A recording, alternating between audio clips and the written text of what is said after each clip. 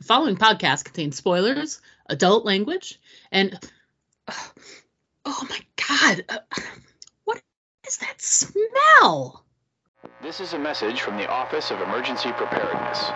Due to the recent crisis, we ask that you remain in your homes. Do not attempt to communicate or interact with the creatures, even if they are people you know. Lock your doors. Bar your windows. The dead are coming. It's time for Aim for the Head, an all Walking Dead universe podcast. And now, here are your hosts, Diana and Steve. Hi, and welcome back to Aim for the Head podcast. I'm Diana. And I'm Steve.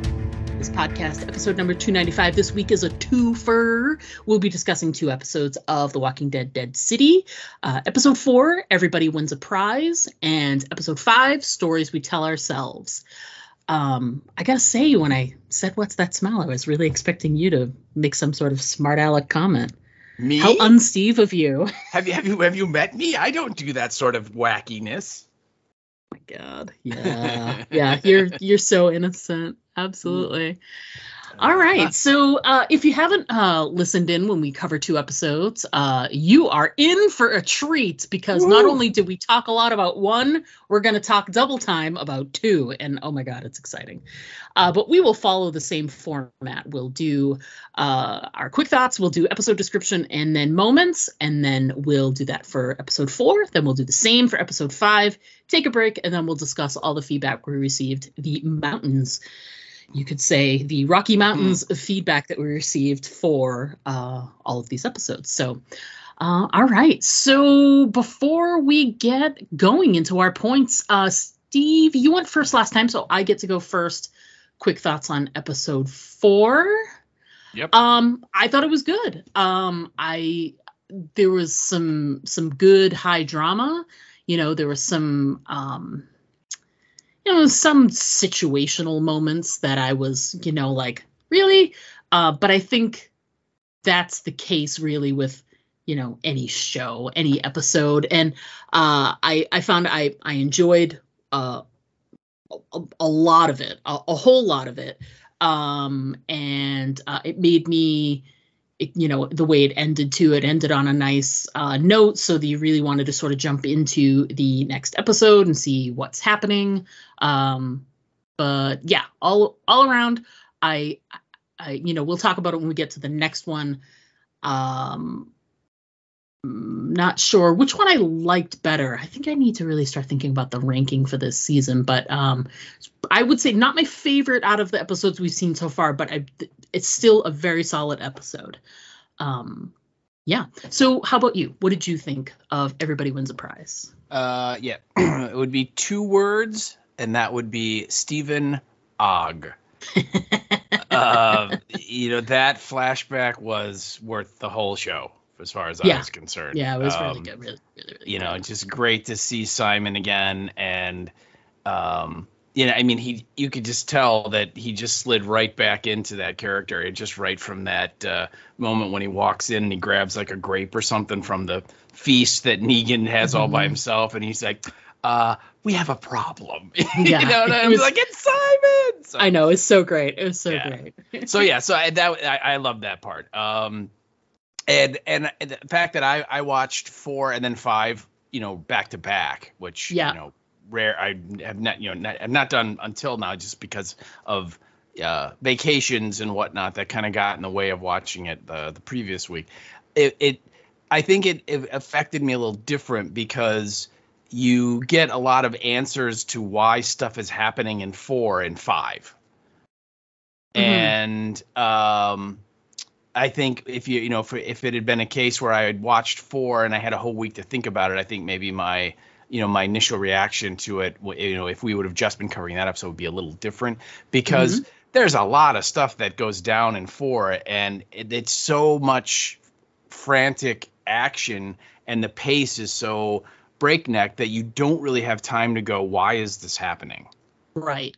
And then when you get into 5, and there are some slower moments, in 5 that where a lot of the characters are kind of holed up, and licking their wounds, so to speak, and you start to kind of go over, wait a minute, what just happened, and try to get some answers. But I did. I liked it too. I'm not sure. It's probably not going to be my favorite episode, although there was a lot of great zombie kills, which was great. Mm-hmm. But I really liked it. Yeah, I agree. All right, so moving on, let's jump quickly into our episode description. So, Steve, that's you. You're up, sir. All right. Well, again, this is episode 1.4, Everybody Wins a Prize. And I should point out that this week's episode is being brought to you by... How many times in the apocalypse have you been captured by people who immediately start prying into your past? Don't you wish you had a way to tell them what they can go do to themselves? Well, now you can, with Luther's None of Your Beeswax. All those uncomfortable moments of trying to explain who you killed and why you killed them can now be a thing in the past. Just apply some of Luther's None of Your Beeswax and the problem instantly goes away. Sure, your motives are genuine, and your backstory would probably get you out of a lot of trouble, but to hell to anyone trying to pry into your personal business. So get yourself a jar of Luther's None of Your Beeswax today and make those pesky problems just fade away. So call now. Operators are standing by. Now available in convenient unmarked silver jar because, let's be honest, what's inside is nobody's beeswax. So there you go. Yeah. So let's make sure this is just a public service announcement that everybody should just mind their beeswax. That's exactly. It's good advice is really what it is. I really think that so many zombie apocalypse problems could be avoided if people just minded their own beeswax. I just think that is so there. All right, so the episode in question is, again, it's 1.4, Everybody Wins a Prize of Dead City. And the description we got is Maggie and Negan carry out an attack, but not everything unfolds according to plan. Ginny and Armstrong, that's the Ranger, each make unexpected contact with others. And that is your episode description. And I'm not sure, unexpected contact, I think you can get arrested for that right now. It depends, yeah. I mean, it depends on what state you're in, really. I guess you're right, yeah. Yeah, that's true. So let's discuss writer Eli Jorn. He's written them all so far, right? No, he didn't write. I think 1-3 was written by a different person. But yeah, this is Eli Journet. I think he said his name on one of the featurettes, and I think it is Journet. And then and we've kind of covered him. He wrote with Angela Kang, so he wrote some of the main show's episodes near the end. I think I said he wrote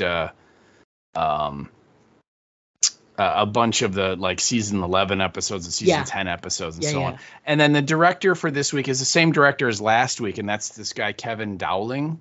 Mm-hmm. And so he did People Are a Resource, and then he did Everybody Wins a Prize. And so we covered him too in terms of what he has done. And I believe he also directed a Cheer On Part 1 and Part 2 in season 11. Mm-hmm. So he has a little experience with The Walking Dead. So that unit, we've discussed both of those folks before. And again, I like the story that Journet's telling, and I like his writing. I think he is, done some really fun stuff, and he also knows how to, pick up the pace and, make it exciting and drama. Basically everything that the Knuckleheads don't do, I think he can do. So I've been really, really enjoying him. And I thought that Kevin Dowling as director did a fine job. I had no complaints at all for his choices. Excellent.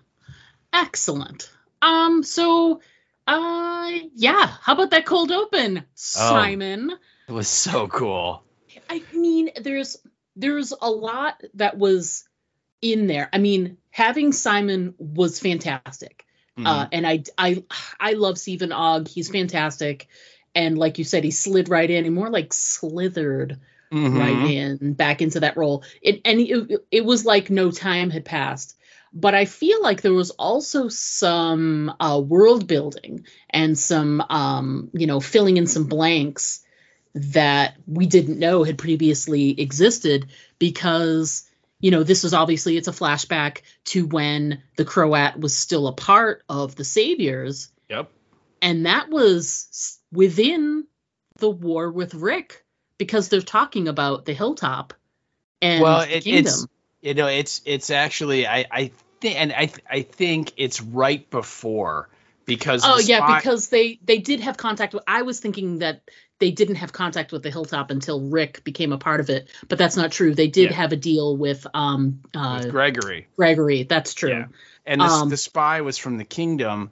And then if you remember what Negan, or Neegs, as as Simon calls him, he's sitting at that banquet table, and he's sketching out like the perimeter of the sanctuary. And he has, if you read the note he's got, it says, he labels it dead pricks.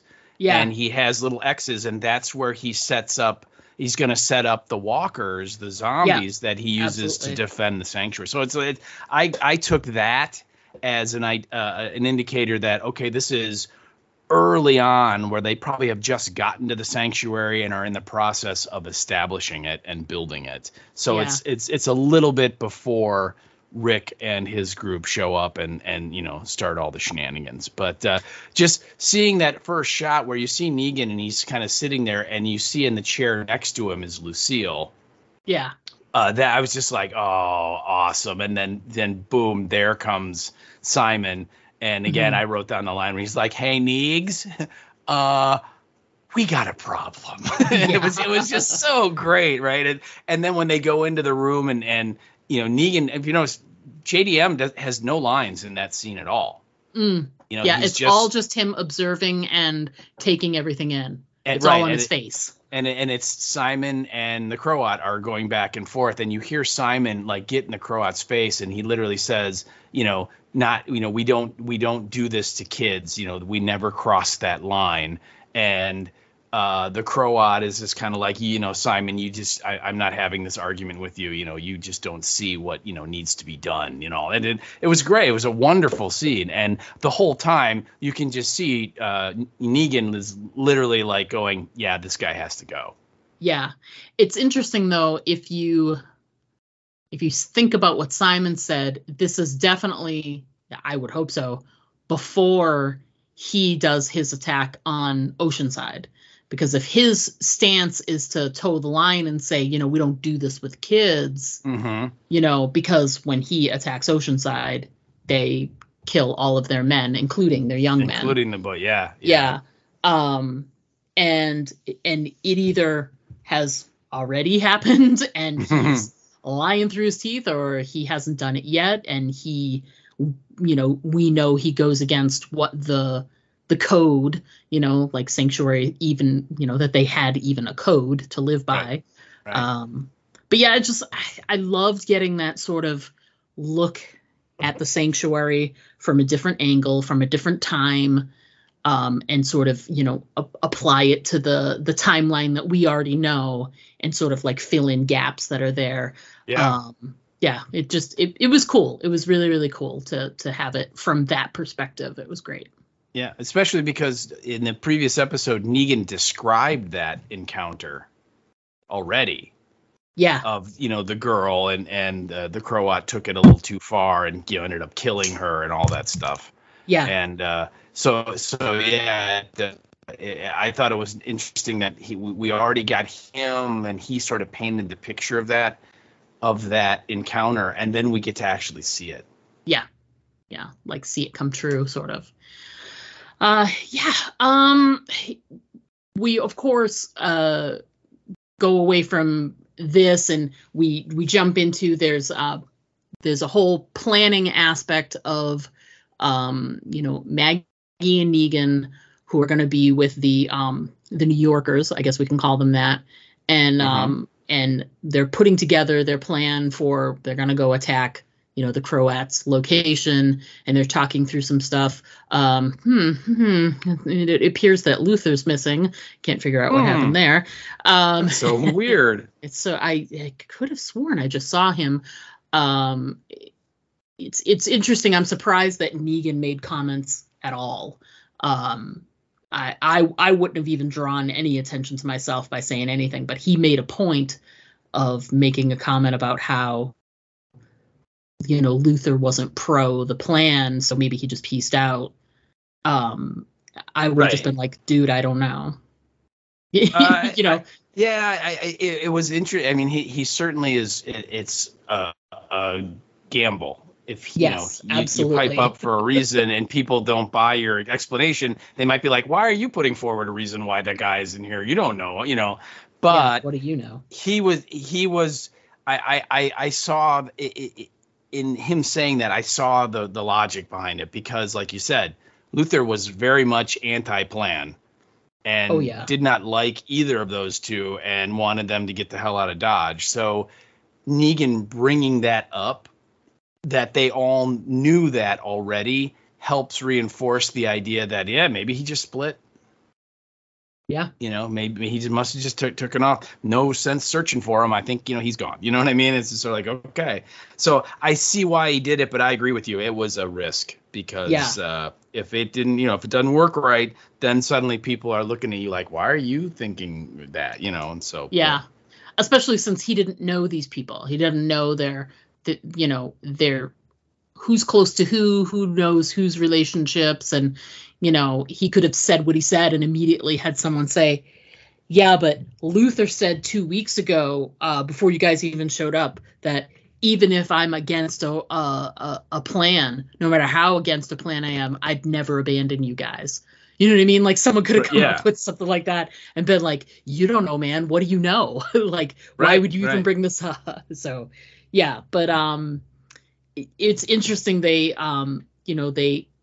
decide to just go ahead, that Luther will, I'm using air quotes here, show up, at some point.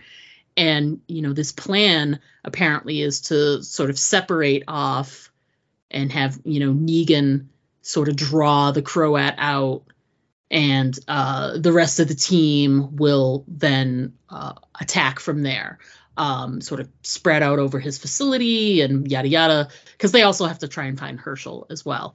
But it seems like a decent idea, using Negan to draw him out is actually, that makes sense. It'd be the one thing that he might, I don't want to say lose his mind over, but you saw his reaction to seeing the wanted poster that what's his face had. So he obviously would react to the idea of Negan being right there and within his grasp. So yeah, I thought that was an interesting plan. But I noted a quote that I thought was really great. They're talking a lot about, their plans and what do we expect from the Croat, and he does this, that, and the other. And there's just, there's a lot of recounting of things that he's done. Tommaso talks about when he was being held captive and yada, yada. And at one point, Negan says, the closer we get to the Croat, it just begins to feel a bit too goddamn familiar. Like, if he starts talking, it won't be him at all. It's going to be the echo of some song that I don't want to hear no more. And I just thought that was a really interesting quote from him, that he basically is like, this is a past that I'm trying my damnedest to put behind me. And no matter what I do, it always comes up and is right in my face. So I like that. Yeah. And it's prompted because Maggie asks him if he's okay. Like, is he ready to go? Are you all right? Are you okay? Yeah. And he's like, yeah. And then he goes, actually, no, I'm not. And then he just kind of opens up on her. And what I love is the flip side to that, because for whatever reason, Maggie tells him the story of the guy playing the harmonica above her. Yeah. And how, she asked him very nicely to stop playing it. And then he did it again, because it was at like night when Herschel was trying to sleep. And so then when that guy went out on a food run, she like buried it out in the woods somewhere. Yeah. And but it's just a weird moment, because you're like, why is Maggie opening up to him? Why is she telling this personal story beyond the idea of, hey, I need to say something to kind of get Negan's mind off of all of the stuff that he's thinking about right now. so I'm going to tell this kind of humorous story. But it's just weird because, again, by all accounts, Maggie doesn't like Negan. Right. Yeah. So she shouldn't even be talking to him about this kind of stuff. Right. Yeah. She should just be like, get your shit together. Let's go. Yeah, exactly. Did you think when they, they're starting to make their approach, like they're getting closer to the location, and they make it to, Tommaso brings them to an area that they used for, he claims that's where he was held captive and there were others there. Right. And when they got there and there was, that young kid that was dead, did you think at first, oh my God, it's Herschel? A little, because they kind of stack it against us because it kind of looks like Herschel. Yeah. And of course the body has their head down, so you can't really see the face, but you see the hair, and it's the same short haircut kind of thing that Herschel had that when we saw him. And so I had that moment, and I thought, wow, that's gonna change the whole dynamic of the show if that happens. And of course I think all of us have kind of speculated at one point or another of, well, clearly Negan's going to sacrifice himself to save Herschel at the end of this, right? Or just save Herschel at the end of this, and that's going to be the thing that, gives him a reprieve from Maggie. Right. And if they kill him off in episode 4, it's going to be kind of hard for him to do that in episode 6. So yeah. And it's tough. Like I think I agree. I think that's the most obvious thing is there's going to be some type of, pardon the term, but savior moment where he comes to Herschel's rescue at some point. I see what you did there. Yeah, right. I'm crafty. But what did you think? Did you think it was Herschel? I did for all of those reasons, but I also think if this show wants to, consider, sort of separate itself from the main series, if they want to be taken seriously, they could certainly kill Herschel off right away, especially since we don't have any confirmation that they're going to follow any kind of, they didn't show a future Commonwealth that had, Herschel be any part of it. It seemed like Maggie kept herself separate from the Commonwealth when things ended. Because, he figures pretty prominently in that final issue. And it's a jump forward in time. But, there's so much that has fallen away from that story in that final comic issue that I don't think it would be unheard of for them to have Herschel die.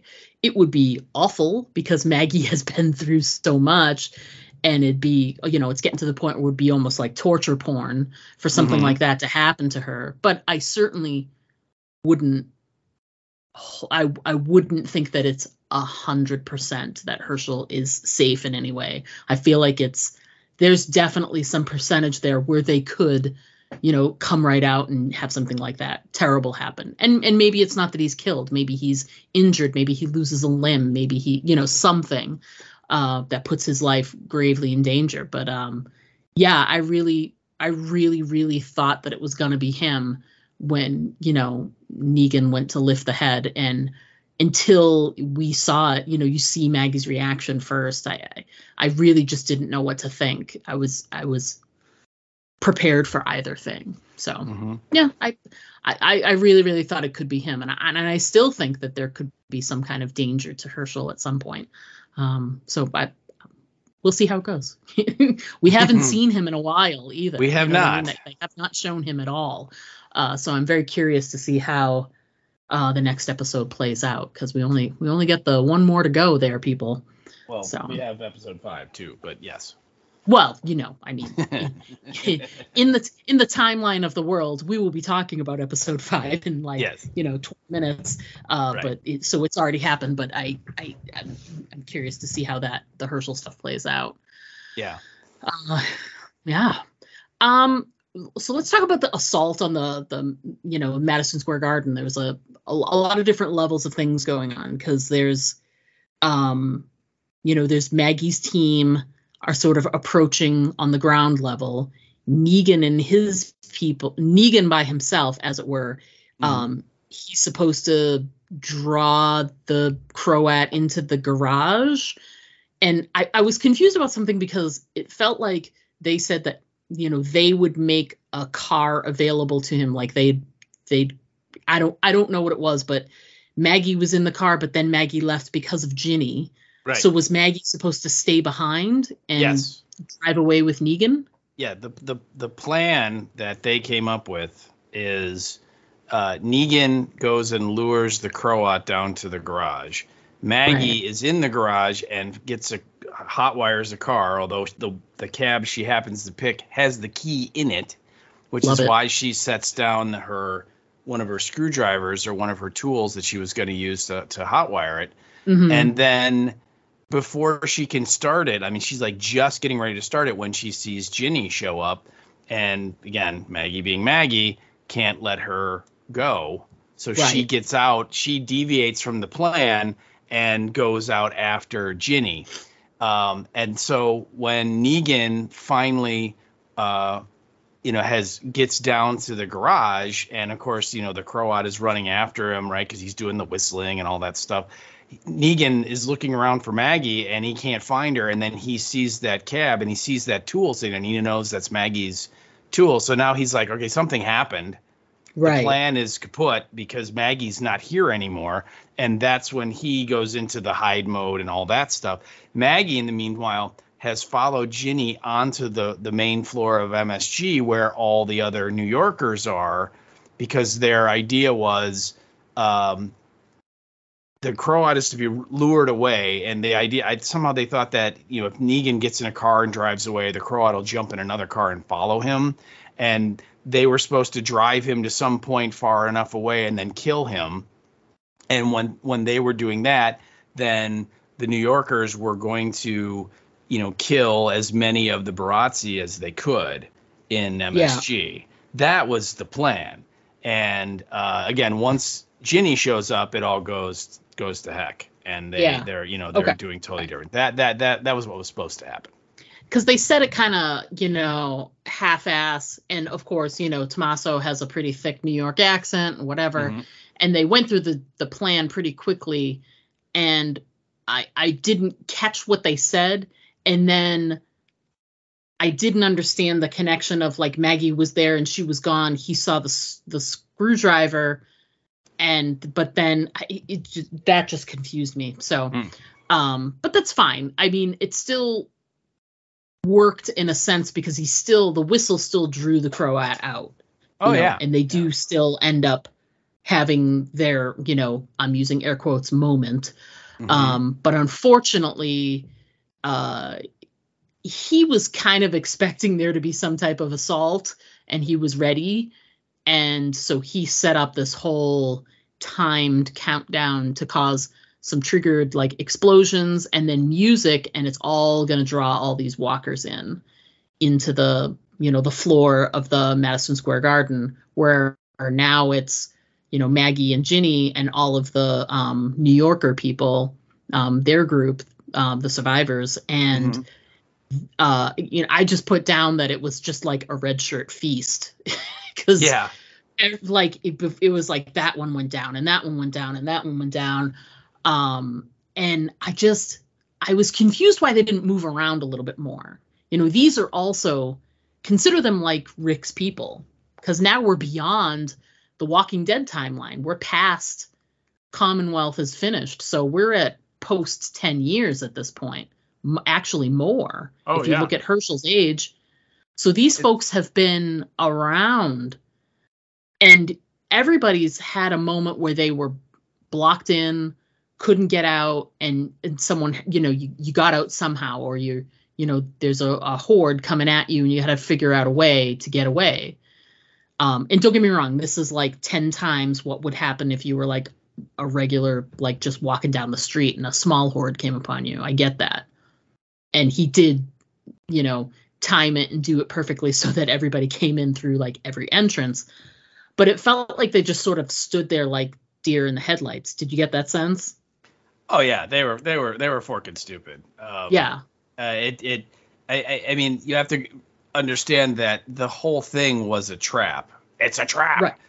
That the Croats set. I mean, that was the, and in like I said earlier in my quick thoughts, in part 5, episode 5, we kind of get some understanding as to how did he know that they were coming. And because I mean, he had those explosives set up with those special, timed candles, and had the 5-minute countdown on the disc that would play the music. I mean, it was orchestrated, and all of his people were out of there. Right. So, this was totally designed to kill all of those people. And once the detonations happen and you see the ghouls coming in, I thought, their idea of, well, let's just stand here and just try and kill as many as we can. It's like, no, what are you doing? You try and get out of there. You climb the seats, you do anything. Maybe, what Maggie ended up doing, going into the octagon and locking the door. You know what I mean? It's just to stand there and let them just, overwhelm you. That made no sense. And you're right. Yeah. They should know better. I mean, they've been living in New York City with its, millions and millions of ghoul population there for a long time now. So they should know, we can't stand up to these guys. We'll get killed. And that's what happened. They did. Yeah. So. Yeah. You and I have talked about this before. I hate seeing what should be seasoned apocalypse survivors make stupid mistakes, and they normally would not, because if they did make those mistakes, they wouldn't have made it this far, long. Right. Yeah. I mean, and something as simple as, like, I literally was like, go the other way. Why are you standing there? Like, go the other way, or hide under the stage, or do something. Right. And considering where they were, yes, they were coming in like the people entrances, like all of the like gangways and all of that. But a facility that's that big, they couldn't like find like a door somewhere. There's a door under the stairs, or there's or a riser or something. Yeah. Who knows? Because Tommaso, he found some place to sort of like hole up for a little while and survive, we find out. So it's like, sorry, that's the next episode. But it's like But no, he does. I mean, I thought Tommaso dies because he gets swamped by like 4 or 5 ghouls that are right by his face and neck. Yeah. And then he kind of just disappears in the wash of ghouls, and it's just Maggie and Amaya and the weird trash collector lady. And they run into the octagon because Ginny's in the octagon. And so, and then suddenly when they try and break out, that's when Tommaso just kind of shows up and he's fine. Somehow you're like, how did that happen? Yeah, exactly. But yeah, I mean, it was, don't get me wrong. It was an exciting sequence. And, to see these, people and they're, while they were fighting, they were not being dumb. They were fighting and smartly and doing the best they could. But it's just a numbers game.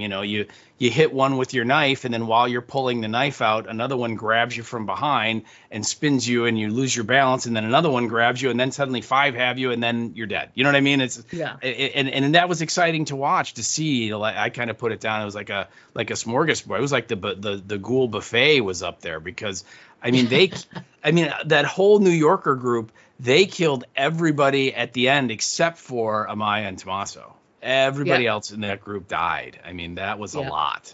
That in Fear the Walking Dead, that's like 23 seasons of Fear the Walking Dead right there. Oh my God, you're totally right. You are totally right. I know. Yeah, because I always, like, in that moment, I put myself there. I'm right, like, me too. I haven't had to survive an apocalypse. And yes, I have the foresight of having seen, visually people get out of all of these kinds of crazy situations. Right. So I have a lot of like observed knowledge, like maybe more than some people on the show, but I don't know. I look at it like, what would have I done? I something. I would have done something. That's the thing. Yeah. They literally did nothing, and I would have done something. I was just surprised Maggie too. Maggie would not stand there. And just the idea of standing, like, because they were drawn out in very close to the octagon, so they're, you know, on the main floor, you know, not directly in the middle, but kind of in the middle, and they just stood there and let the you know, the ghouls, as you said, coming in from every entrance, just surround them. And it just, it's like, why would, that's your plan, is to just let them, you know, the one thing the ghouls have in their advantage is numbers. Right. You know, and you know, a human against one ghoul, that's usually a human win, right? I mean, 99% of the time, unless it's one of those, you know, quiet surprise ghouls that jump out of the burning house and bite you. Yeah. But when you get, you know, 30 ghouls, okay, you know what, human probably going to lose, and to kind of sit there and let them all descend on you, that I agree with you. That's, if I was in that situation, that would not have been my choice. Yeah, absolutely. All right, we sort of killed that beat that like a dead horse. And really the only other scene of note really in the whole episode is we get what we're looking for. We get a showdown of sorts, a meeting of the minds of sorts, a reunion of Negan and the Croat. And I thought that was as much as I love that scene with Simon, to me, this was probably the highlight of the episode, was getting those two together and have them sparring with each other, words wise, etc. It was great. What did you love the scene? So what specifically did you dig about it? I just like that, you know, the build up to this confrontation based on Negan's, you know, what he expected. I think we were all thinking the Croat would just be, you know, seeing red and, you know, having a Morgan Jones kind of, you know, red out moment, you know, where he would just see Negan and just lose it and just be like, you know, I have to kill you now. Right. Based on what we were told. And then when we finally get the come together scene, it's the exact, I mean, the Croat is like, come on, man, let's sit down and have a talk. And this is so great. You know, you blew off my ear. So what? I got another one. You know what I mean? And it could be an act, right? You know, he guy's psycho, but it just, on outward appearance, it is the exact opposite of what we were kind of led to believe was going to happen. Right. And you know, the point where he brings out, you know, Ranger Rick and goes, here, I got, you know, in the meantime, because, you know, you still don't trust me yet. I get that. In the meantime, here's a peace offering.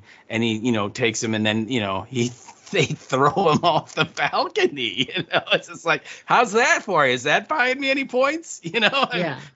And it just was so not what we were led to believe was going to happen. And the way that the actor, you know, I always butcher his name, who's playing the Croat, the way he played it was so great, in that, you know, he genuinely was selling the idea that he's like greeting an old friend.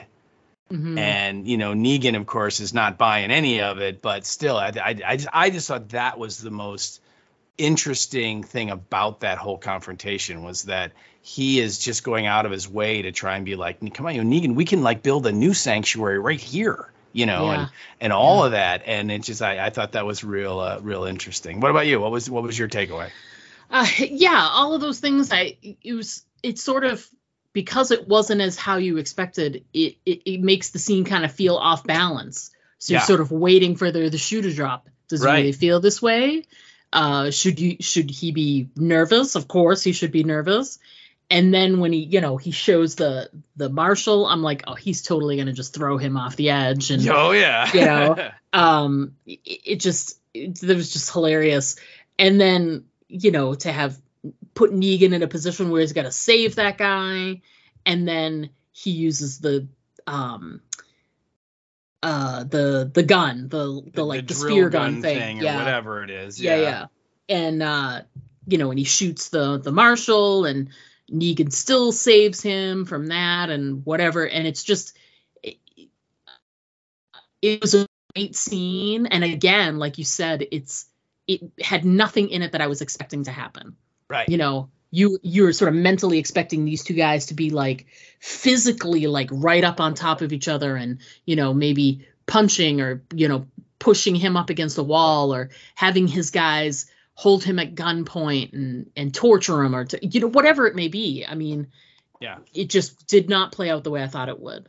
And again, like you said, there's some things that are revealed in the next episode, which we'll get to, that make that scene make more sense to me, in hindsight. But when you're watching it the first time, you're like, what is happening here? Right, because you're just like, what? Huh? You know, I mean, I was really expecting like the Darth Vader Obi-Wan showdown in Star Wars, you know, when he's like, you know, the circle is now complete and I'm the master and all, you know, all of that kind of stuff. Like, you know, Negan, you're yesterday's news, I'm the new Negan, and, you know, all that. And it just, you didn't get that at all. No. And then when he takes the hood off and it reveals it's Ranger Rick, and Negan's like, I'm here for the kid, Herschel. And the Croat goes, that's going to be tough. And they don't explain what that means, right? Yeah. But, you know, what you were saying before of like, you know, we haven't seen him for a while. Maybe the Croat already did something to him. We don't. But just the fact that, and I think once you see the next episode, 1.5, you kind of get an answer to that question as to what that meant because of what we find out about deals that were made and whatnot, you know.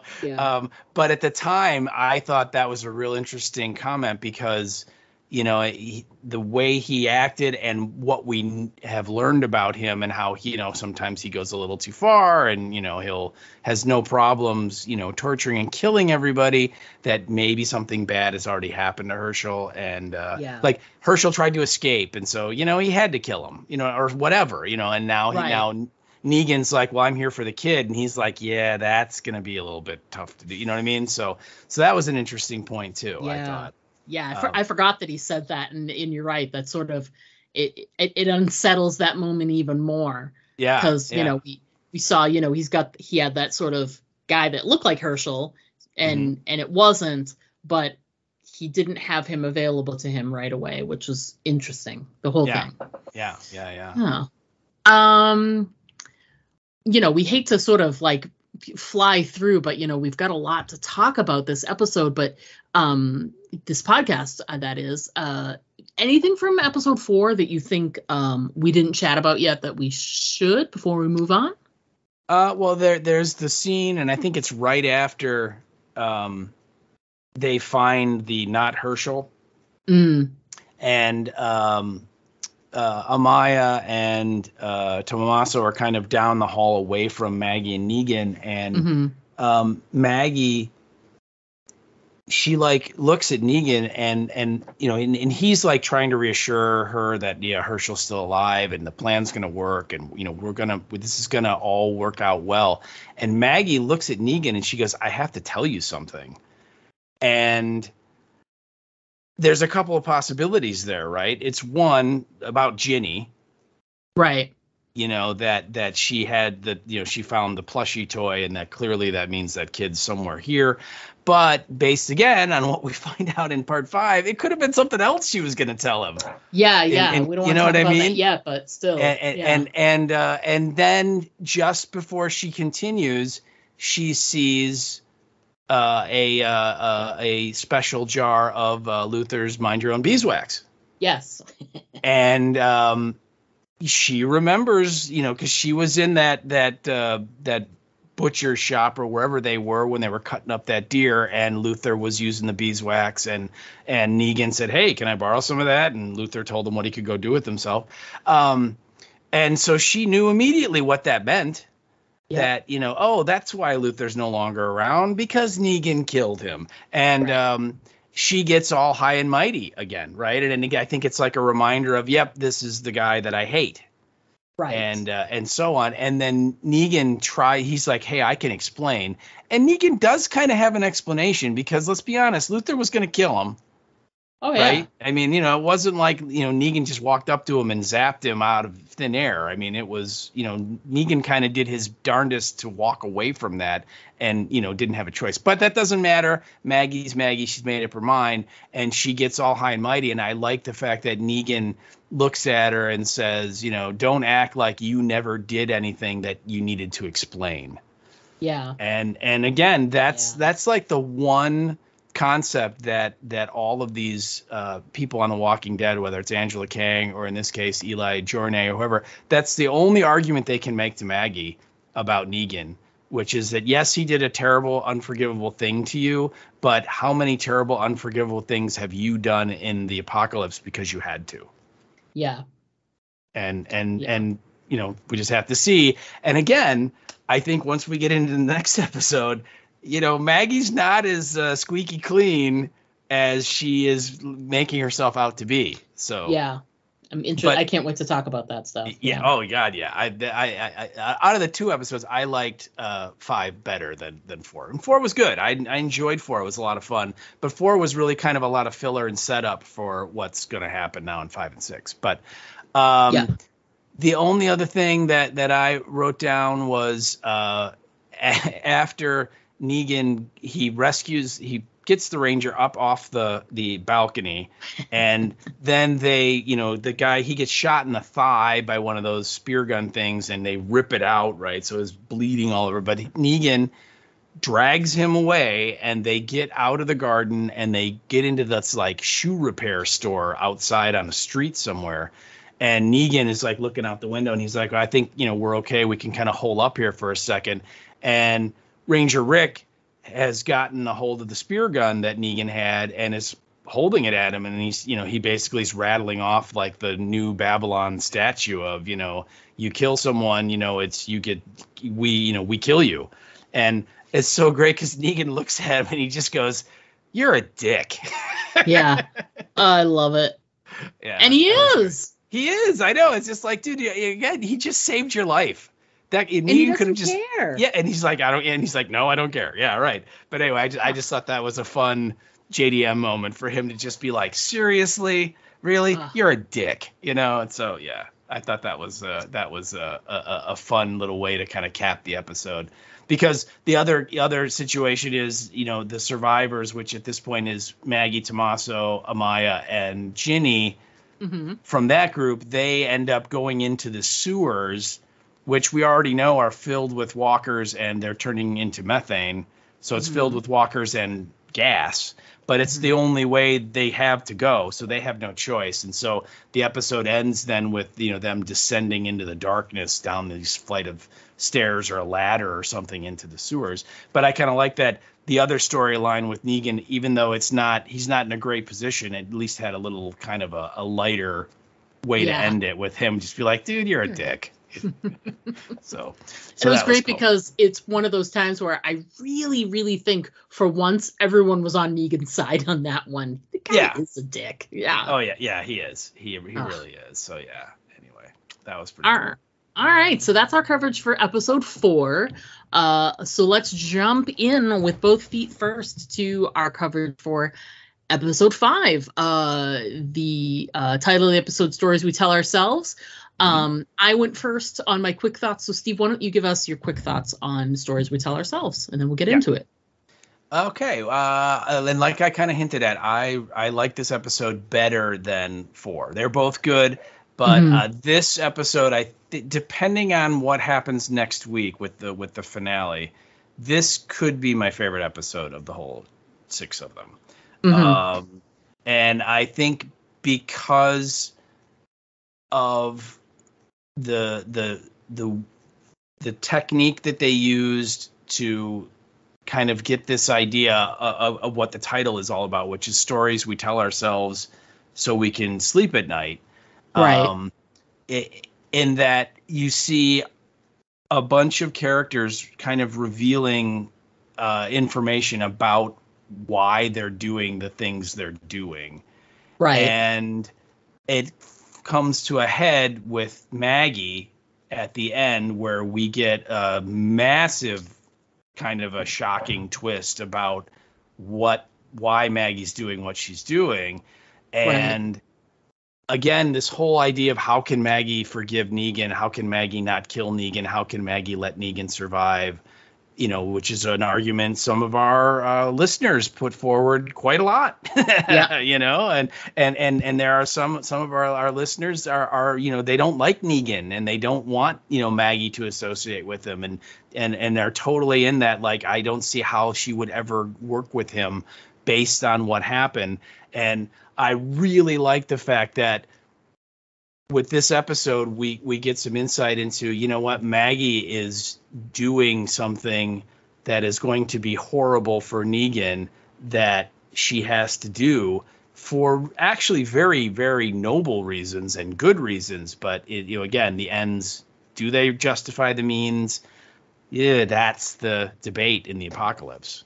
And so I really like that. What did you think? I agree with you. I think this is probably my favorite so far. I loved the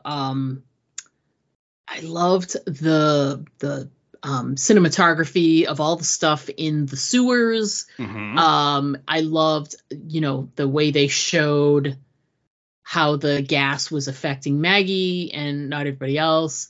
And I loved, there was a lot of creepiness and creep factor in this episode. You know, we'll get to some of the, you know, doll part stuff. But it's, you know, there were some great zombie moments. There was some surprising things. There's some new characters that were like, who the hell are you? What is happening here? So I think there was a big shift in this episode of who's really in charge and how did everything come about. It all got sort of thrown on its head, which I think is great. It was a twist I was not expecting. I wasn't surprised about the Tommaso thing, but the Maggie stuff I was surprised by. Not that she would do it, but that's what the basis of the whole thing was.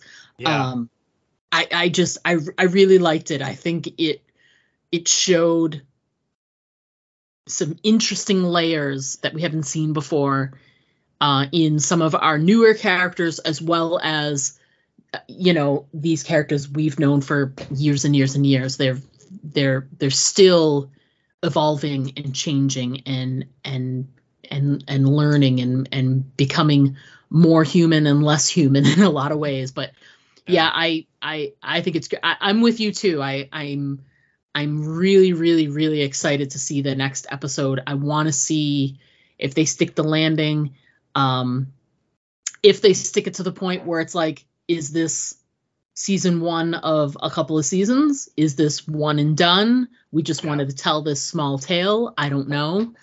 I don't know what to expect. So they did a great job of setting it up so that I have no idea what's going to happen in this next episode. I think we went into this series, like you were saying, you know, Maggie gets Negan goes with, they attack this guy. They're going to try and get Herschel. There'll be a fight. There'll be a standoff between Negan and this dude. And then eventually they'll find Herschel. There'll be some type of moment between Maggie and Negan. You help me save my boy. And like, I think everybody was expecting like this sort of rote kind of plot line. And there have been some elements that fell along that plot line to sort of keep you thinking that way. But now there's these new elements that are making it all change. And like I said, I really think it's sort of put us in a position now where there's really not a lot of ways to predict what's going to happen next week, how they are going to wrap this all up. And I'm excited for it. I can't wait. The other thing I just would add too is I think I really respect Eli Journay's ability to introduce characters that are on their. I liked Amaya. I liked Tommaso, even though he turned out to kind of be a rat, although that's debatable and we can get into it. But I like the fact that he introduced them and then had no problems killing both of them off. Yeah. You know what I mean? There, like I said, if this was Fear, those two would be regulars till they decided to leave the show. You know what I mean? Yes. It's just they would have never killed them.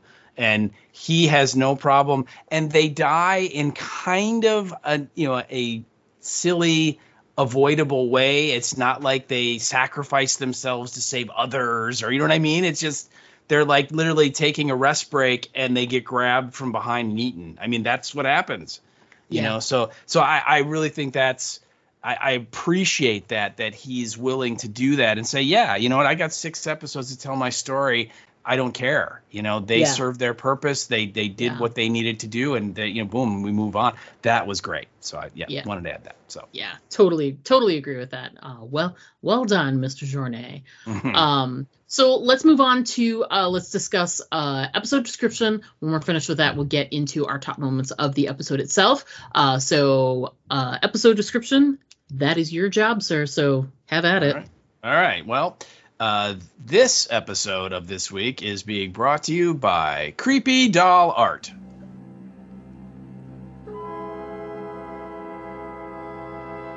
Are you looking for a new way to express your cray-cray?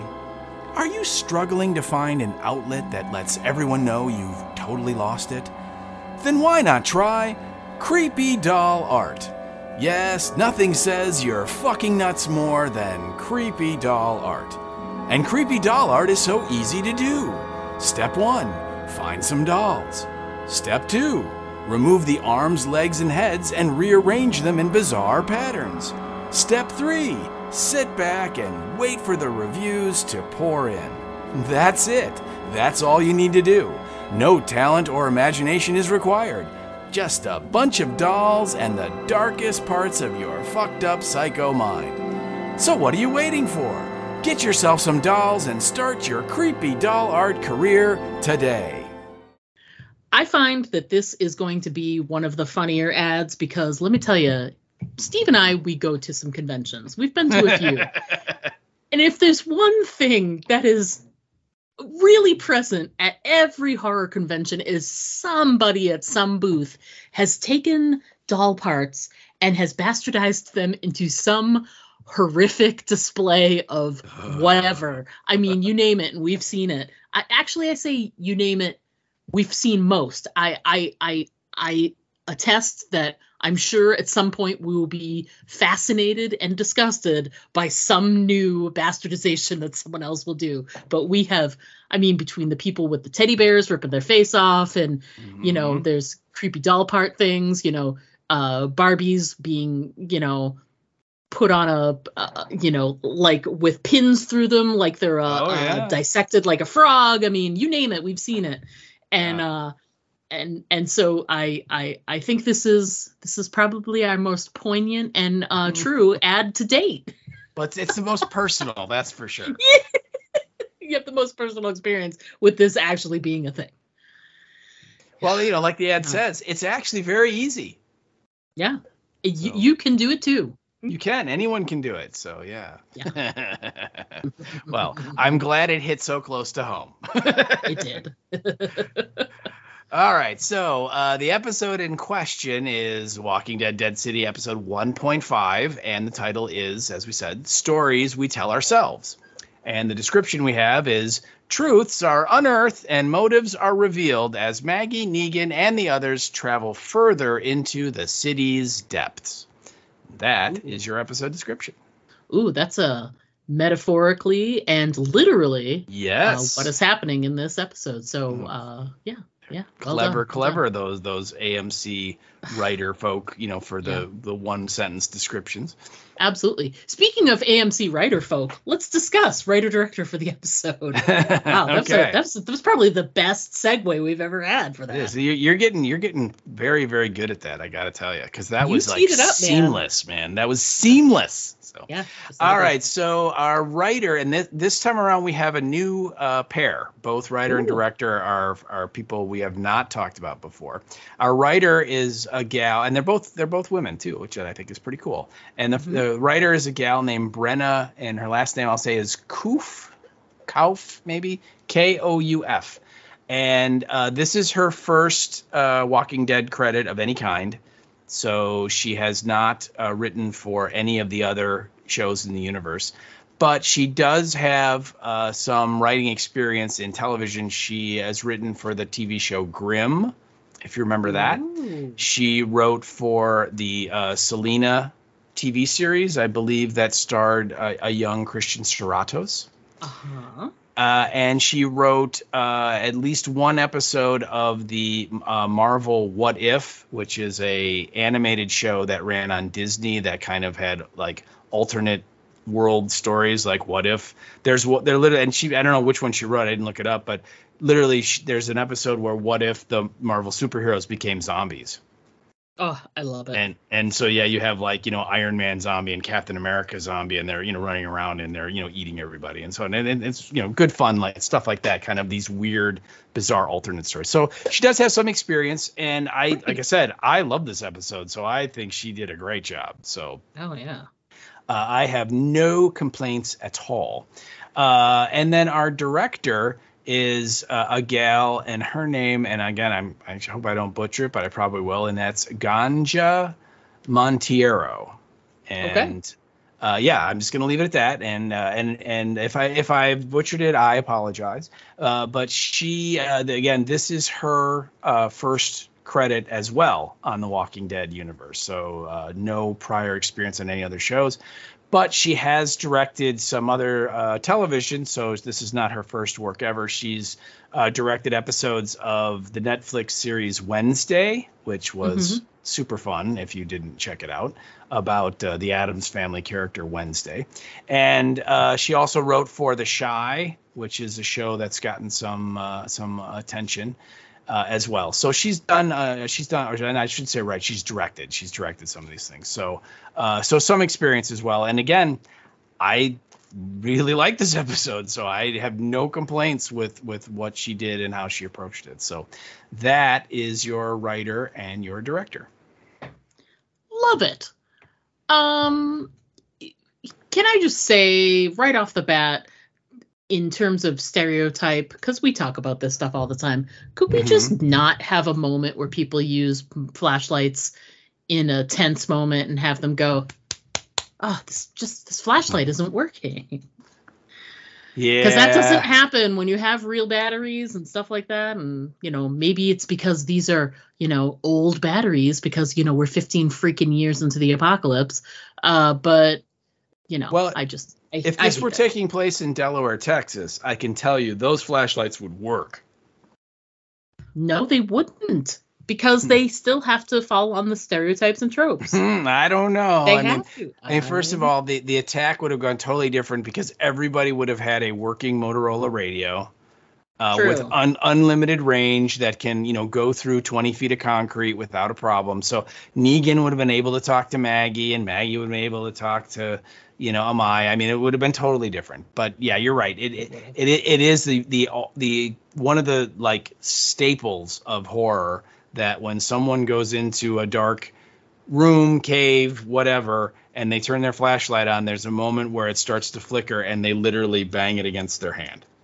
Yeah. I mean, that is a given. And they did it well. As much as you roll your eyes, you got to go, yeah, that was how it works. Good job. I guess I have to give it to them. Whatever. I don't have to like it though. No, anyway. That's true. Anyway, so yeah.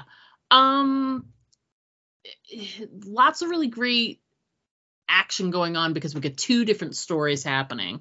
We've got, well, technically three, if you count the Croat. Yeah, we've got Maggie and Amaya Tommaso and Ginny going through the sewers. We've got Negan and Ranger Rick. Pearly, is that his real name? Pearly Armstrong. His name, Pearly Armstrong, yes. Terrible name.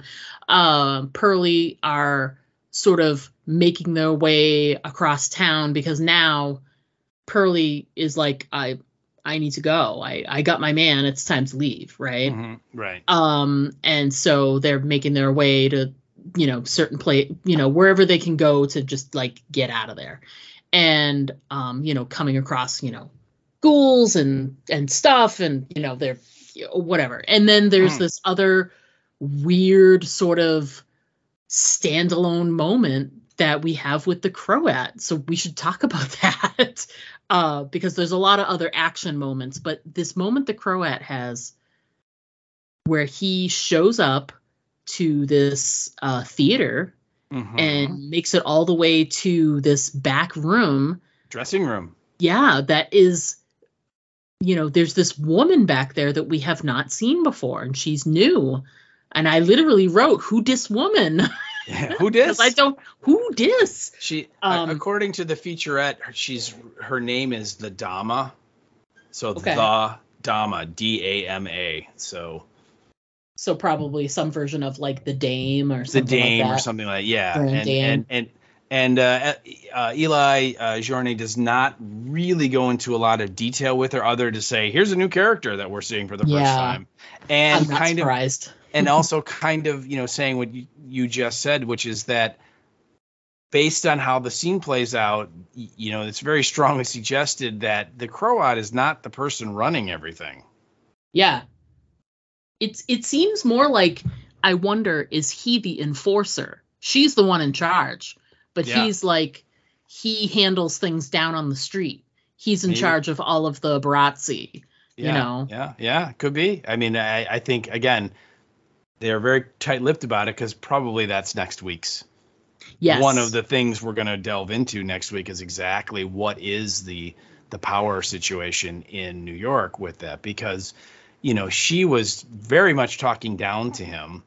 During that exchange, and just the fact that, she's like in this very, very well kept, decorated, furnished room, right? She's reading this old book, and she's got a decanter of wine in there. I mean, she's clearly, someone with a lot of juice behind her because she has a lot of stuff.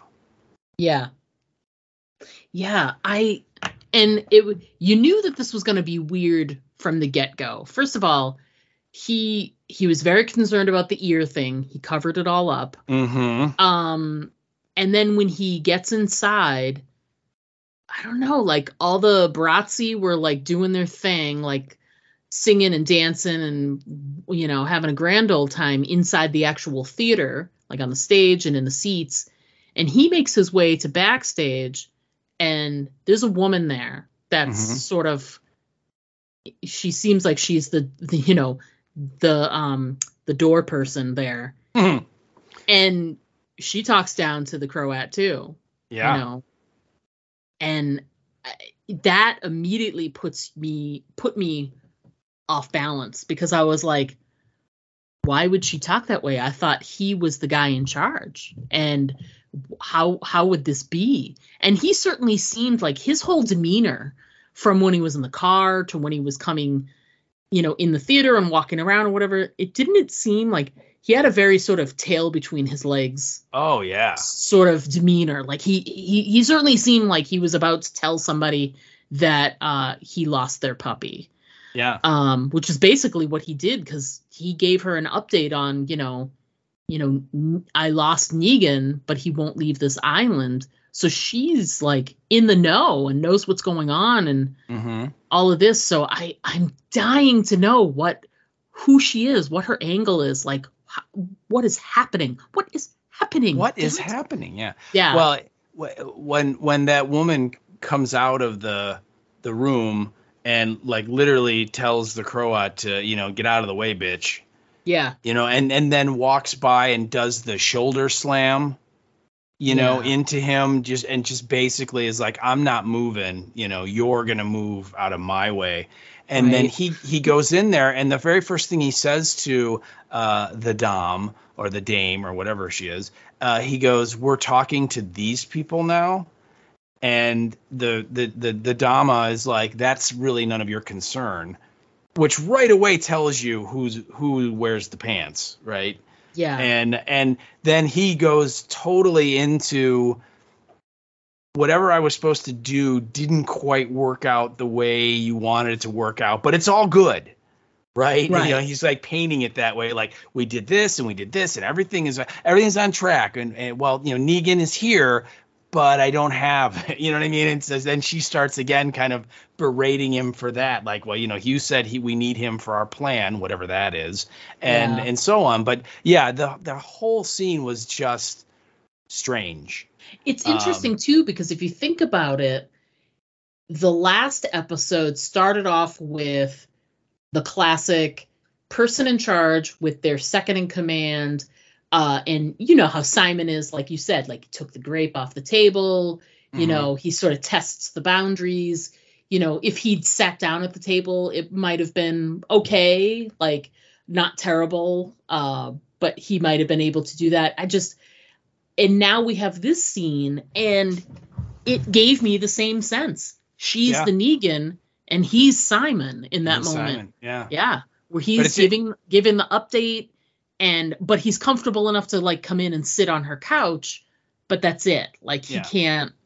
That's the limit of what he can do in this room, probably. I don't know. And remember at the end he kind of kneels down at her side and he like kisses her hand or palm, and you know what I mean, it was a very strange vibe, because like you said, first of all, we're like, who is this woman? We've never seen her before, right? She's never been referenced before, so they do not tell you anything, yet clearly he is not the guy running everything, because he is definitely bowing to her, and absolutely, so it was a very strange scene. I really liked it because you'd mentioned this, I think in episode 1, that I got a very strong nod to Escape from New York, right? When Snake goes into the theater looking for the president, and there's a band on stage playing, and there are people in the audience, and they're hooting and hollering, and very, very similar vibe to what we saw in this sequence. And I'm sure it's intentional. I'm sure it is an Easter egg that was there, going, hey, let's do this. So sure. And since that's one of my favorite movies, I loved it. I thought that was really great. But then it just goes into Weirdville, because you're left with, like, when that scene ends, I'm sure all of us were like, what the hell just happened? Right. Who is this lady, and where did she come from, and what is she?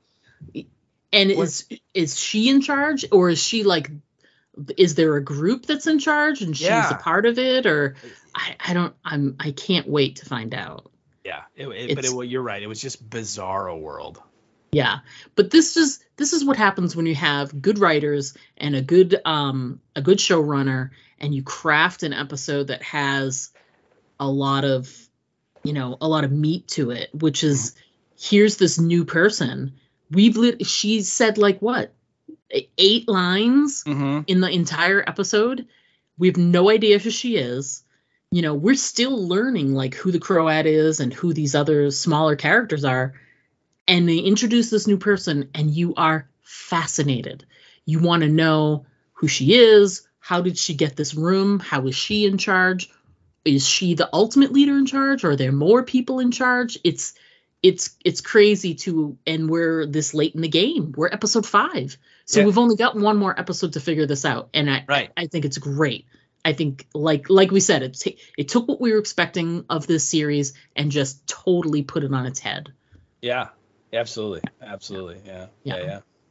Let's talk a little bit about the Maggie group going through the sewers.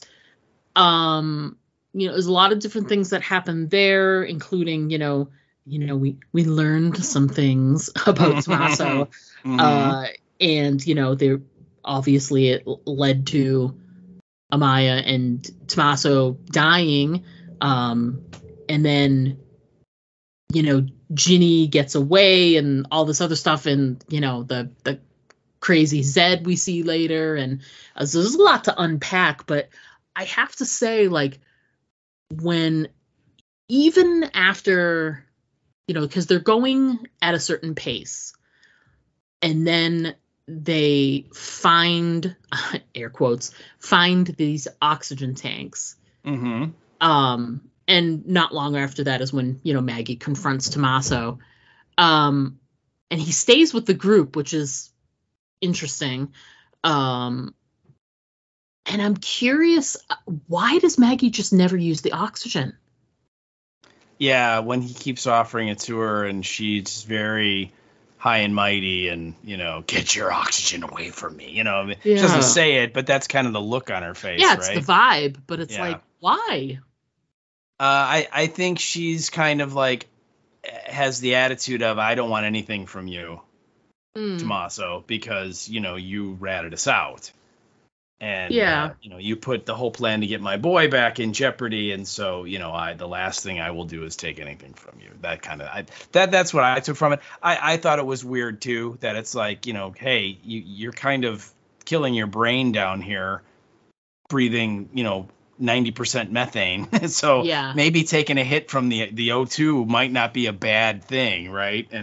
But again, I think, because of the twist that we get, that it might also have been to put Maggie back up on her high horse. Yeah. About everything. Yeah. And see, she is so pure and good that she won't even accept oxygen from this guy. That's how much she resents him for doing what he did. And I think it's all there to set up when we get to the end and we find out, kind of the real story about Maggie and the Croat. And, her motives are not quite as pure as we were led to believe. It makes it that much more jarring and that much more shocking. So I think that might have played into it too. Now is the time on the podcast where is this my it? wife squeezes. Right, this is it. We've been waiting. We were talking about it earlier. We're like, should we figure out what time Sarah's gonna do? And I said, you have to understand, she's been doing this for years. It's just she just last week decided to make herself known. Normally she just opens the door, which is what she just did. She squeezed her face in, and I waved, and she just kept squeezing. And now the cat's in here, and she needs to make sure that gets taken care of. That is a situation. That is a situation. So yeah. So say your hellos. Hello. Okay, so she said her hellos. Wow, the cat talks. Cool. I know. Hello, Stephen. Welcome back from vacation. All right. Nothing to see here. So the thing that's interesting is that that I can even think about what to think about now that that's over.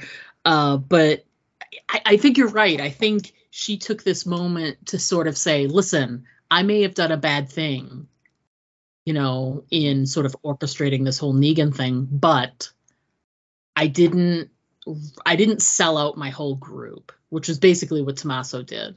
Right. But I don't know. Do you think Tommaso deserved to be able to remain with them as part of the group? Well, or should they have left him behind? I was surprised that he was still there. I first of all, where's he going to go? You know what I mean? It's like they're stuck in the sewers. He can't go back the way they came. So, I mean, he kind of has to. But I think the bigger question is, when you find out what happened, he did what he did because he wanted to, survive and get back to Amaya. Right. Right. And that's a very noble reason.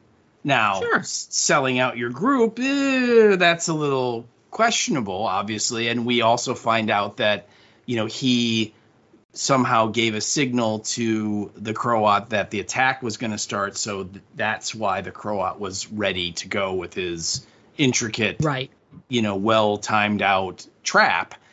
So not only was he responsible for some of the raids on their buildings out in the city earlier, but he also is directly responsible for everybody getting killed in that group, except for, the ones that are left. Right.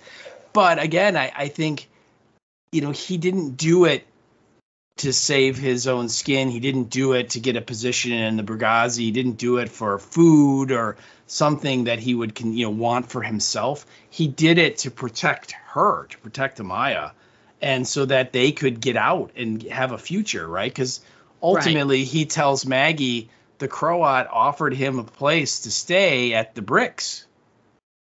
right? Yep. A room, rooms with their own kitchens and, place to store your stuff and farms and a school. And Maggie's hearing all these things and she's like, I know a place like that. And then he goes, and it's really safe because it's all made out of bricks. And you saw the look on Maggie's face, right? Yeah. So, she knew immediately, right? So again, can you fault him for that? That's the debate we all have to make. Right. It's ultimately, if she looks at it, it's no different than what she did to save Herschel. Right. She's offering up Negan, who she actually doesn't really care about, but she's not so much of a terrible person that she would just kill him outright. She just let him go and live in peace. But she also had no qualms about offering Negan up in place of her son. Right. She just didn't have a second thought about it. And Tommaso, he made his choice, between, being able to be with Amaya. He made it, and it was a terrible choice. And I don't know that I would do so. I don't know. I don't know that I would do anything different. It's because as he was saying to Maggie, he was like, it didn't really go down the way he was expecting. And he was like, those people are fighters. They, he basically was saying, I thought that they would have an easier time getting out. Like once it became like what it was, he didn't foresee them being injured. He thought, sadly in his head that, his people would be able to fight and make their way out because they have before. So, and obviously that's just a blind spot. He had to tell himself that so that he didn't, die with, guilt or whatever. But even so, it's, you can make the argument about his, intentions versus how it, eventually turned out. But yeah, I guess I was surprised at first. It made sense a little later, but at first I was like, I figured Maggie wouldn't want him around. You know what I mean? Yeah. Oh, yeah. And she doesn't. I mean, she clearly wants him to, go to hell and go quickly. Right. But I think he also said something about like he didn't think that the Croat was going to kill everyone. He thought that, the Croat might offer them an opportunity to join their group or something like that. Right. It wasn't right. He was not under the impression that, you're going to lead all your people here so I can wipe them out. It was just, you're going to lead all your people here and then, we will, assimilate them into our group or whatever. So that, I think the ferocity of the trap took him by surprise. He was unaware. Doesn't excuse what he did, but he was thinking it wasn't going to go down that way. And exactly. like he points out, his story of escaping and going through the tunnels that his grandmother or grandfather told him about or whatever, he said that all was true. The problem was before he could get into the tunnels, the Croat caught him. Right. And so he just, and then that's when the deal was offered and accepted and so on. But so he was, again, it's, truth from a certain perspective, I guess. But the bigger question is you have to ask yourself is, put yourself in his place. What would you do? Would you take that deal? Because again, you're talking about, obviously he loves Amaya and, his whole idea is a future with her, as whatever kind of future you can have in this, crappy universe of the zombie apocalypse. And so now he has an opportunity where it's like if he doesn't take the deal, he's probably going to be killed, right? Right. So what do you do? What do you do in that case? And I think it's not whether you can justify his decision, you can certainly rationalize why he would make it. Oh, yeah, absolutely. It takes a little bit to get there. You have to sort of, which explains why they sort of kept him as a part of the group. I mean, even though he does die, as he's there, you sort of are able to sort of absorb all of those things you said and remember all of those other little parts of it. And eventually you're like, oh, well, yeah, he should be with Amaya. He did everything he could to try and save her. That's why he did this. And then, then they die anyway. So, right. Right. Yeah. Which is, That's par for the course for a horror television show, pretty much. So. Sure. Yeah. And again, like I said, I really appreciated the fact that, he had the showrunner had no problems killing off those two characters when you kind of got the sense they were going to make it. Yeah. Right. And for them to go the way they did, again, it was not heroic. It was not, you guys go, I'll hold them off. No, it was just, oh, wait, I got pulled backwards by a ghoul and then two more ripped my stomach open and I died. It's just like, okay, good. And Tommaso, same thing. A ghoul trips him and then two more kind of jump on top of him. By the time Maggie gets over there, he's not been bitten as badly as Amaya, but he dies relatively quickly too. So, it's, so absolutely. Yeah. So the sort of the final sort of set pieces of the crawling through the sewers is, obviously Amaya and Tommaso, they do get killed. And Maggie and Ginny sort of continue on, and they're in this sort of open room, and this ghoul comes crawling out, and it's the one that we've seen sort of teased for this whole season. It's like I put it down as the xenomorph, because it's, every time you think that, that Maggie's bested it, a head or an arm appears out of nowhere and it just sort of presses forward. What's interesting is I was expecting that based on seeing it in ads and stuff like that. I thought it was something that was maybe someone's creation, and maybe it was, but having it not be anywhere near that doll parts thing, I was curious, are they just an amalgam? Did they just grow together or something? I don't know. But either way, it was creepy AF, and I loved it. Yeah, in the featurette on AMC Plus, Eli Jorny talks about it. He refers to it as the Walker King. Oh, I like that. Yeah. And he said that he thought of it several years ago. It came to him, and he said, what would happen if you had a walker and then another walker kind of stuck its head through the stomach of the first walker, and then another walker came up and got stuck, and they couldn't separate, and they kind of had to move together. And it's, again, so I based on what he said, I don't think it was created by a survivor person. Crazy or not. It was just sort of a weird, just a thing that happened. Yeah. And so he, and they showed the behind the scenes, and when they were shooting it, there were 3 or 4 guys that were puppeteers that they're wearing the green bodysuits. Yeah. I remember that. Yeah. And they're moving the arms and the heads and stuff of the walkers on the side, and there's one guy in the middle one, and then they have a one of the puppeteers controls the head that kind of comes out of the stomach at one point, and you can just see that Eli Jordan was he was like a kid in a candy store. He's just it was so cool, to have this idea in your head, and then to see it realized by people that are really good at what they do, and very talented, creative people. And he was just it was so cool. And he goes, everybody should have the opportunity to create a Walker King and then see it for themselves. So that's true. But that's totally true.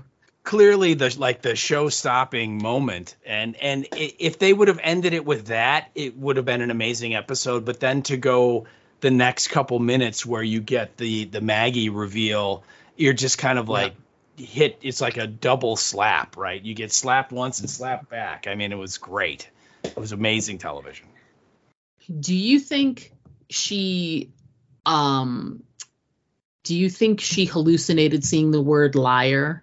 Or do you think Ginny did that? I think Ginny did that. Ginny did that. Yeah, I think Ginny did that. They kind of showed there was a piece of a walker on the ground there in front of that, and there was some blood, and so I took that to mean that was a real thing, because again, Ginny doesn't talk, and so this was kind of her way of saying, look, lady, you talk a good game, but I know what really went down. So, but it's interesting. We'll have to see. I mean, it's certainly possible. Right. Yeah. Maggie was high on methane, so anything is possible. So, but I took it to be real. What did you think? Do you think it was a hallucination? I thought it was Ginny right off the bat, but I've seen people online say that the Walker King and some other moments might have been in Maggie's imagination because of the methane, but I don't know. My gut right when that happened was that it was Ginny, because she left. I mean, it makes sense. It went with what the action was. Yeah. So I think she did, and she booted out of there so that she could, let Negan know, you need to get out of here, because you're not here just to help her. You're being set up, Yeah, you are the bargain. Yeah, no kidding. Yeah. And he doesn't know it.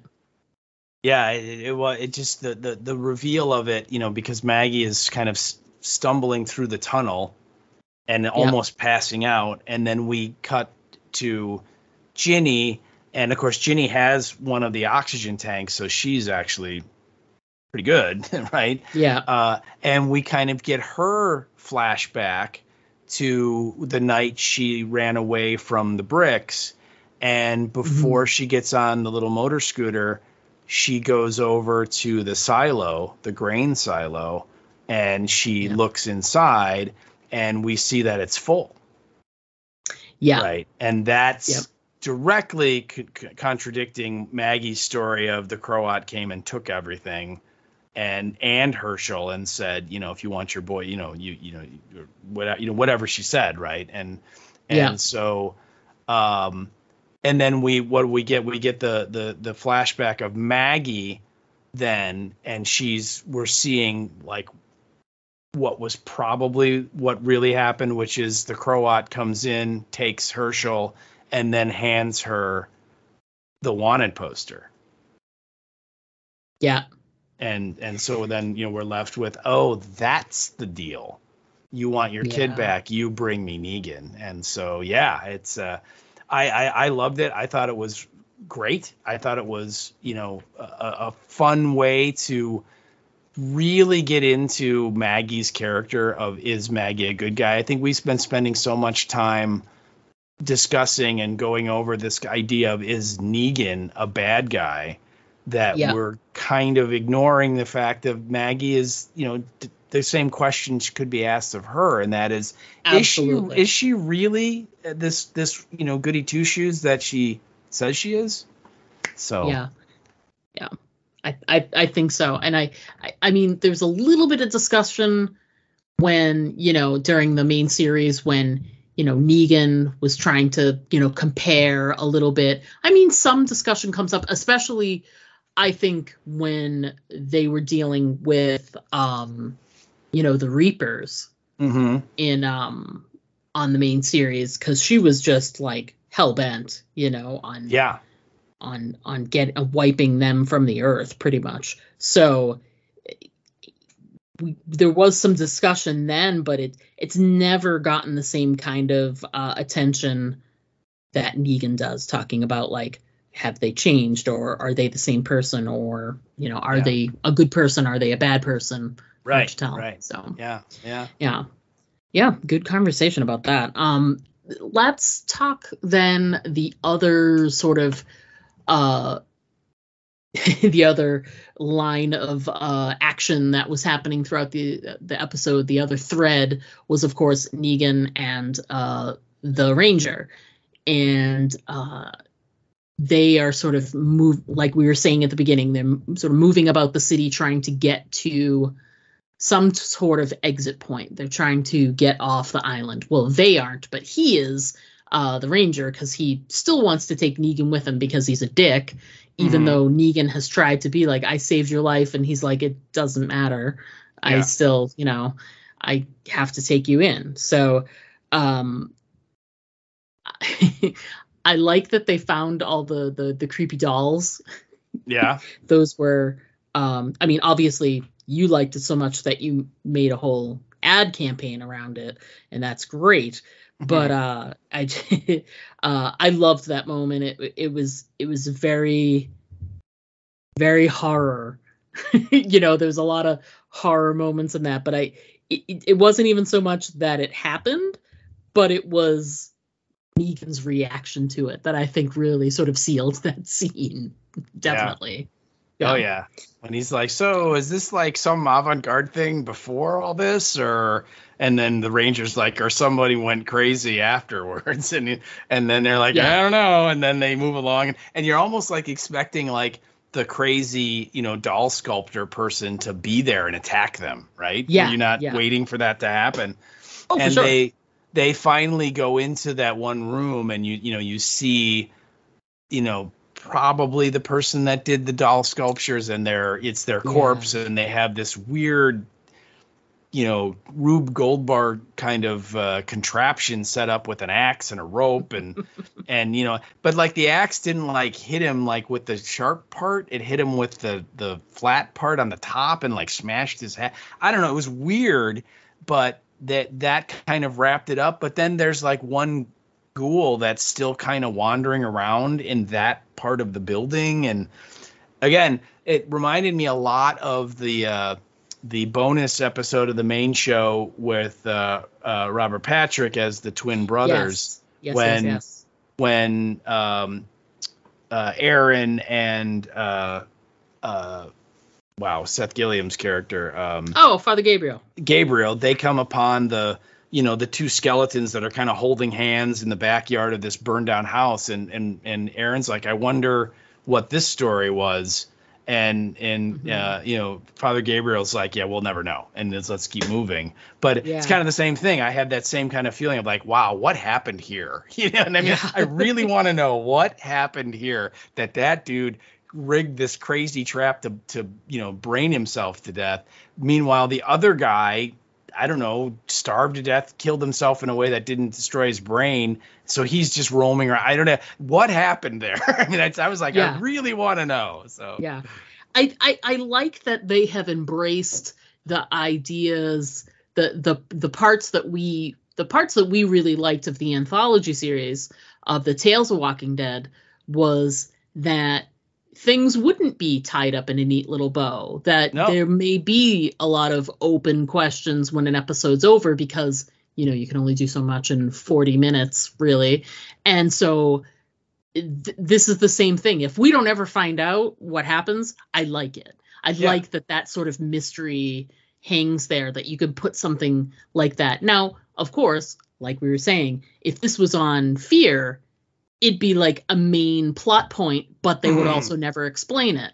Right. This is just a really cool thing that came around, and they're not, so far, have not explained what's happened there. Doesn't mean it won't happen in the next episode.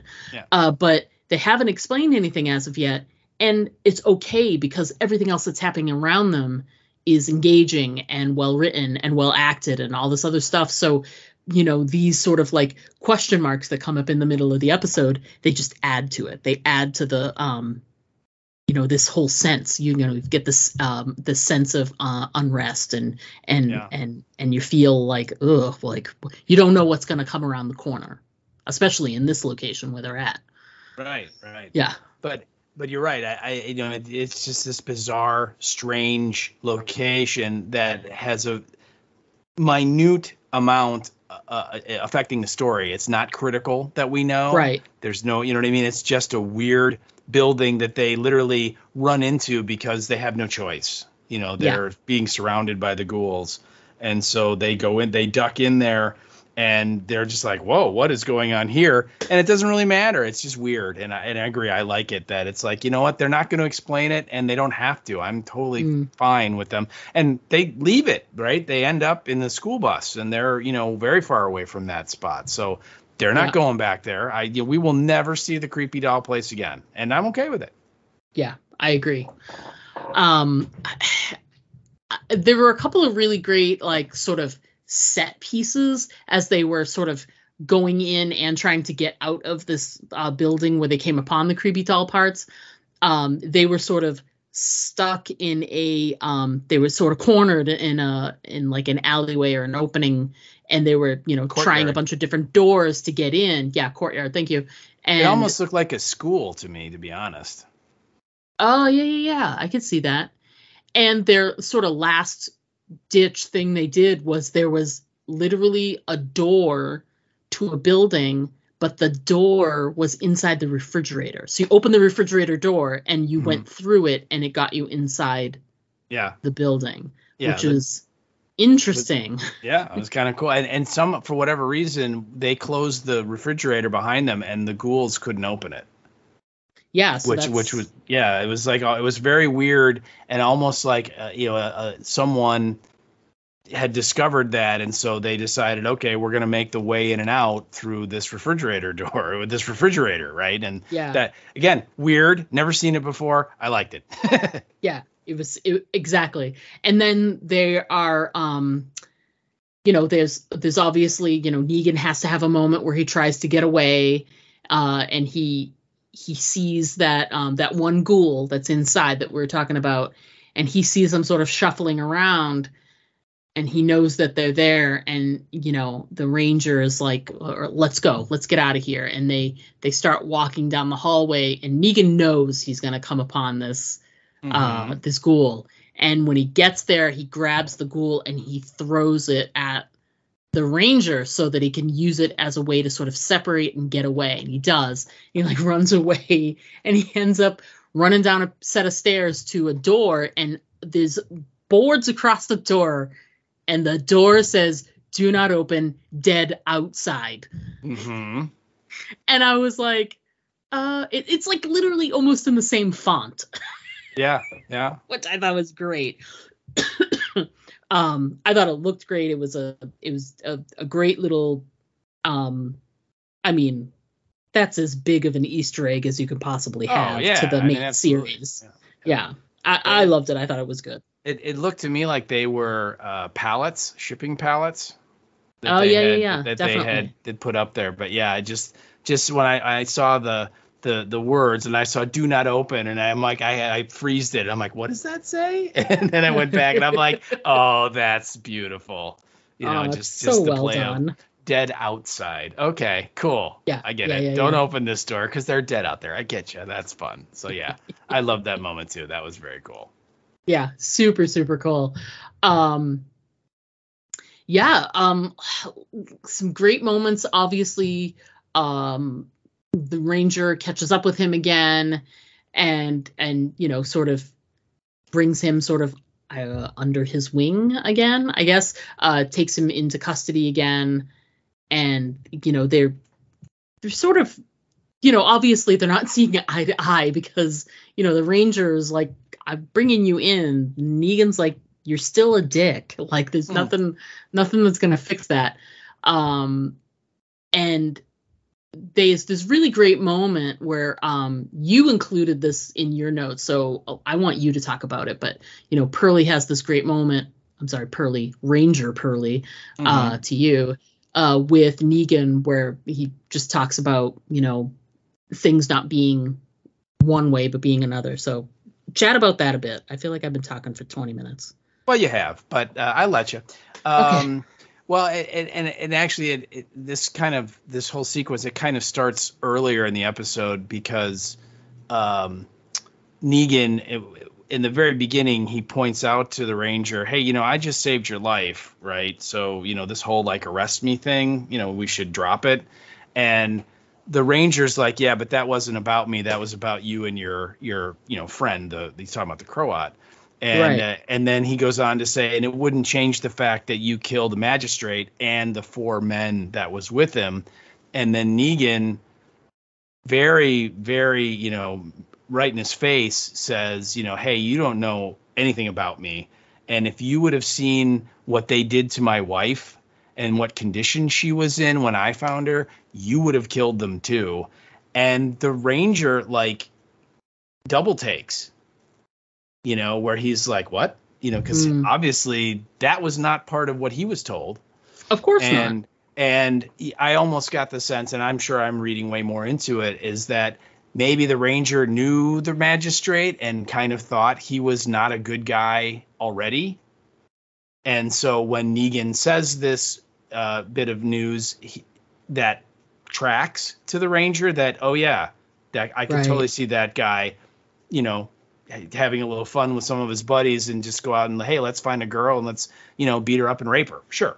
You know, so again, he doesn't let him go. He doesn't say, oh, you're right. But you just kind of see the wheels turning a little. Yes. And it's really the first instance in this whole episode where you have a character that kind of gives you a little bit more context into why they did what they did. And so then a little later in the episode, of course, Tommaso kind of comes clean to Maggie, and he tells her why he did what he did. Right. And again, initially, when she confronts him and says, you know, you're the rat, you're the traitor, you're the one that tipped him off and all that, she has no context to it. It's just, yeah, you're the bad guy. We should probably kill you. You know, that would be karmically okay. And yet when he reveals his reasons and why he did what he did, again, you might not agree with it, but you're like, yeah, I could see that. You know, I mean, I understand rationally why he would decide that. Right. Right. And so then when we cut back to, again, they leave the creepy art building and they move on a little bit. And then at some point, Negan like says something like, you know, despite what you might think of me, I do not like to leave people behind. So I'm going to help you. And he starts like dressing his wound. They get on the school bus, and the school bus has a first aid kit still attached to the wall. And so he takes it off, and it's of course in the apocalypse it's still got stuff in it that's good, but whatever. I'm giving them the benefit of the doubt on this one because it's him and not the knuckleheads. And he's cleaning the wound, and he's kind of dressing it, and then the ranger tells this story about his brother. Right. And how his brother attacked his mom because he was hopped up on drugs and needed money, and how he considered his brother to be a villain because of that. Because how can you attack your mom? You know, I mean, that's unforgivable. Right. And then, as he keeps telling the story, and he talks about how, then the world fell apart, and his mom and his dad and him got off the island, but his brother didn't. And for a long time, he thought that was justified, like that was what he deserved. And then when he found out about the letter that his brother sent him, and he then went and found his room, his apartment, and saw what was, how his last days were like and so on, he's totally questioning what you have to assume is his viewpoint on his brother for a long time, that of course, yeah, irredeemable, bad guy, drug addict. I'm not going to give him the time of day. And now he's looking back at it as like, now that I have some context to, why did he do what he did, I'm starting to rethink the whole thing. And again, the way that our writer set it up, it's presenting us as the audience of this, reinforcing this idea that things are not always what they seem. Yeah. For everybody. I mean, it's really everyone in this episode, Yeah. I mean, you see a different side to everyone. Yeah, you do. And so then, and I think that it makes it, and then you could even go so far with the Croat too, because we get a totally different view of the Croat here that we've never seen before. Absolutely. And like we said, we're like, what is going on? But then she finishes it off with the reveal of Maggie, and that, okay, now we have a little bit more context into what's going on with Maggie and the Croat, and it is not what we were led to believe. Not what Maggie said. Maggie just bald-faced lied to Negan's face about what's going on. And, what's the one thing we always say about Negan? He's a killer, he's cold-blooded, can be a jerk at times, but he does not lie. Yeah. Yeah. And so again, it hit me the second time I watched the episode, the way she structured it, where everyone is kind of giving their little 2 cents on, well, this is what I was thinking about when I did whatever I did. Right. And I loved it. I just thought, wow, what a great mechanism to set us up for Maggie's kind of turn and twist or whatever you want to call it. So I love that part. And the fact that it kind of seeped into all three of the threads of this story in different ways, but the same way, you know what I mean? Like different facts, different situation, but the same kind of message. I thought that was just amazing. So, and I know I'm gushing way too much about it, but I really thought the writing on this episode was very strong. And again, probably my favorite episode. And did such a great job of teeing us up for the next episode, because now we don't know like what to expect from any of these people. Yeah. Whether they are people that we thought we knew, like Maggie and Negan, or these new folks like, Pearlie and the Croat, what they will do based on the fact that they aren't who we thought they were in all kinds of ways. So it's going to be interesting to see how they play this out. Yeah.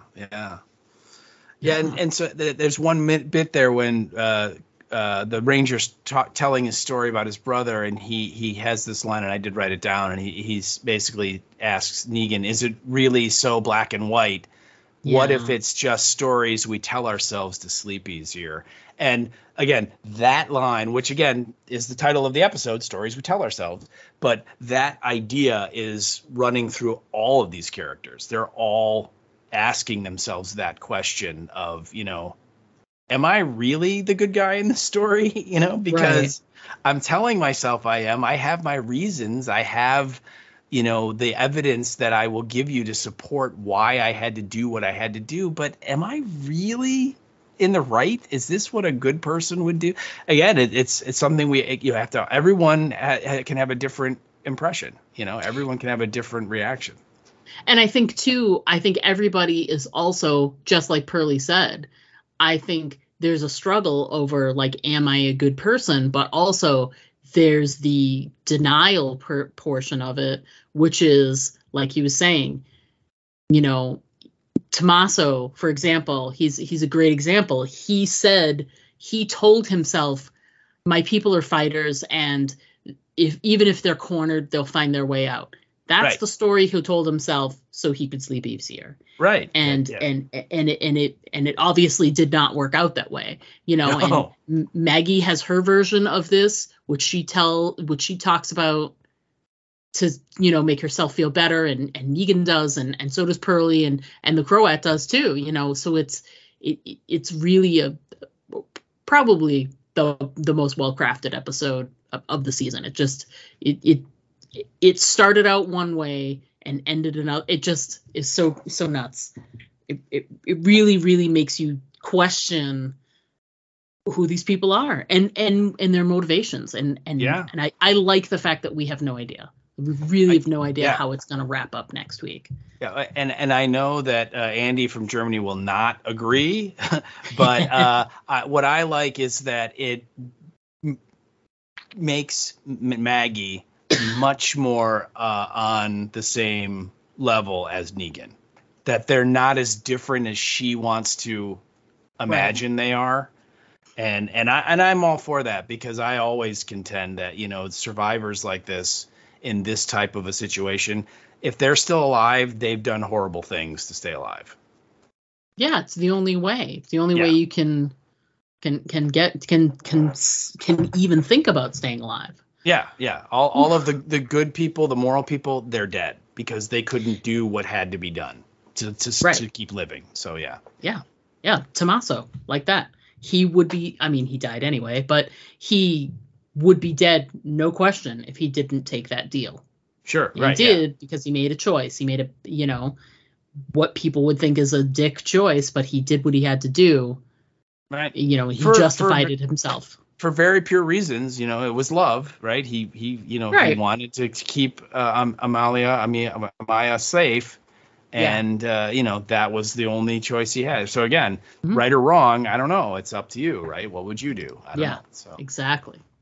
Anything else from episode 5 that you want to make sure that we talk about? I feel like we discussed so much. We did. The only thing I wanted to bring up is when the Croat goes to see the Dom, she's reading this book, and they make a point of showing us the book she's reading, and it's the title of the book is Frontiers of Historical Imagination, narrating the European conquest of Native America 1890 to 1990 by this author. It's listed as Kerwin Lee Klein. And the fact that they showed it got me thinking of, okay, is that a real book, or did their art department just crank something out?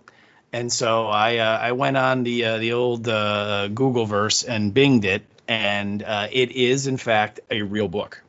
Interesting. Which was published in 1999, and so that would be like 10 years before the end of everything on the show and Showtime.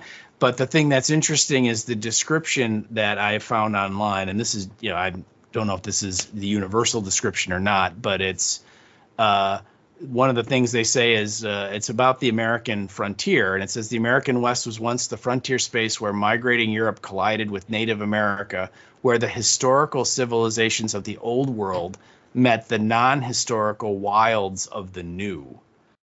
And I think there's a lot you can draw from.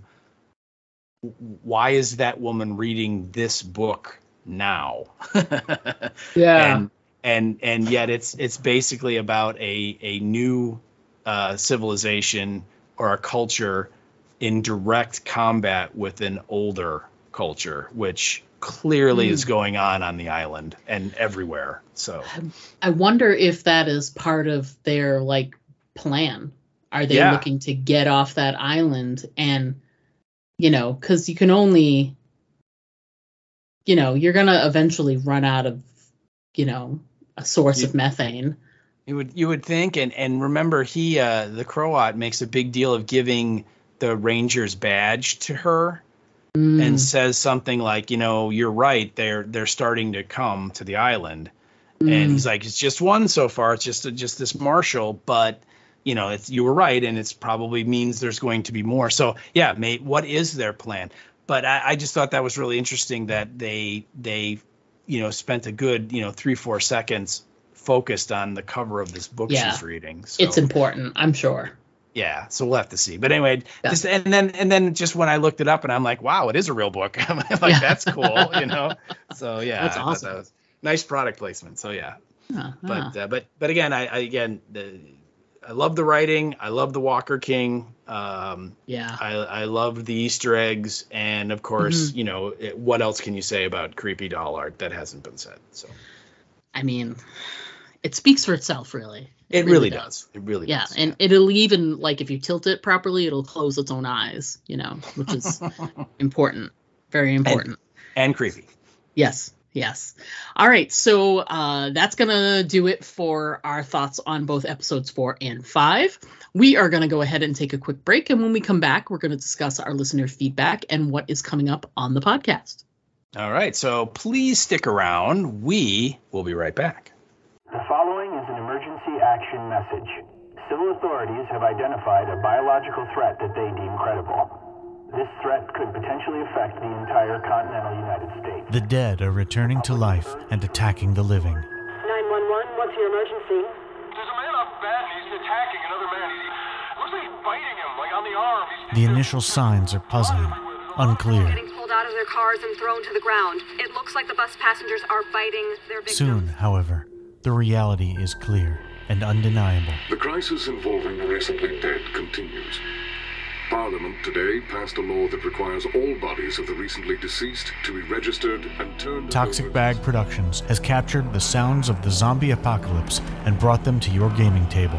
Background ambiances, zombie attacks, and radio transmissions that set the scene for your modern zombie adventure. Download MP3s from DriveThruRPG.com or ToxicBag.com. Hey there, this is Greg Nicotero, and you're listening to Aim for the Head podcast with Diana and Steve. And don't forget to always aim for the head, because body shots, they really just don't work. Hey everybody, we are back. We're going to jump right into our listener feedback. And boy, did we get a lot. Wow, did we? Some folks wrote in multiple times because we've got feedback for multiple episodes, but we're going to separate it per episode. So first up, Andy from Germany, we sent in an email as he usually does every week. And this was for the episode before. The before. Everybody gets the prize? No. No. This is people for are a 3. resource. People are a resource. Yeah, people are a resource. Gotcha. Yeah, so that's the episode where we found out people are truly a resource, like a methane resource. Yes. Which was interesting. So here's Andy's take on that. And as always, thanks for writing in, Andy. We appreciate it. Yeah. How you doing, Andy? Hope things are well. Yeah. Andy says, hello, Diana and Steve.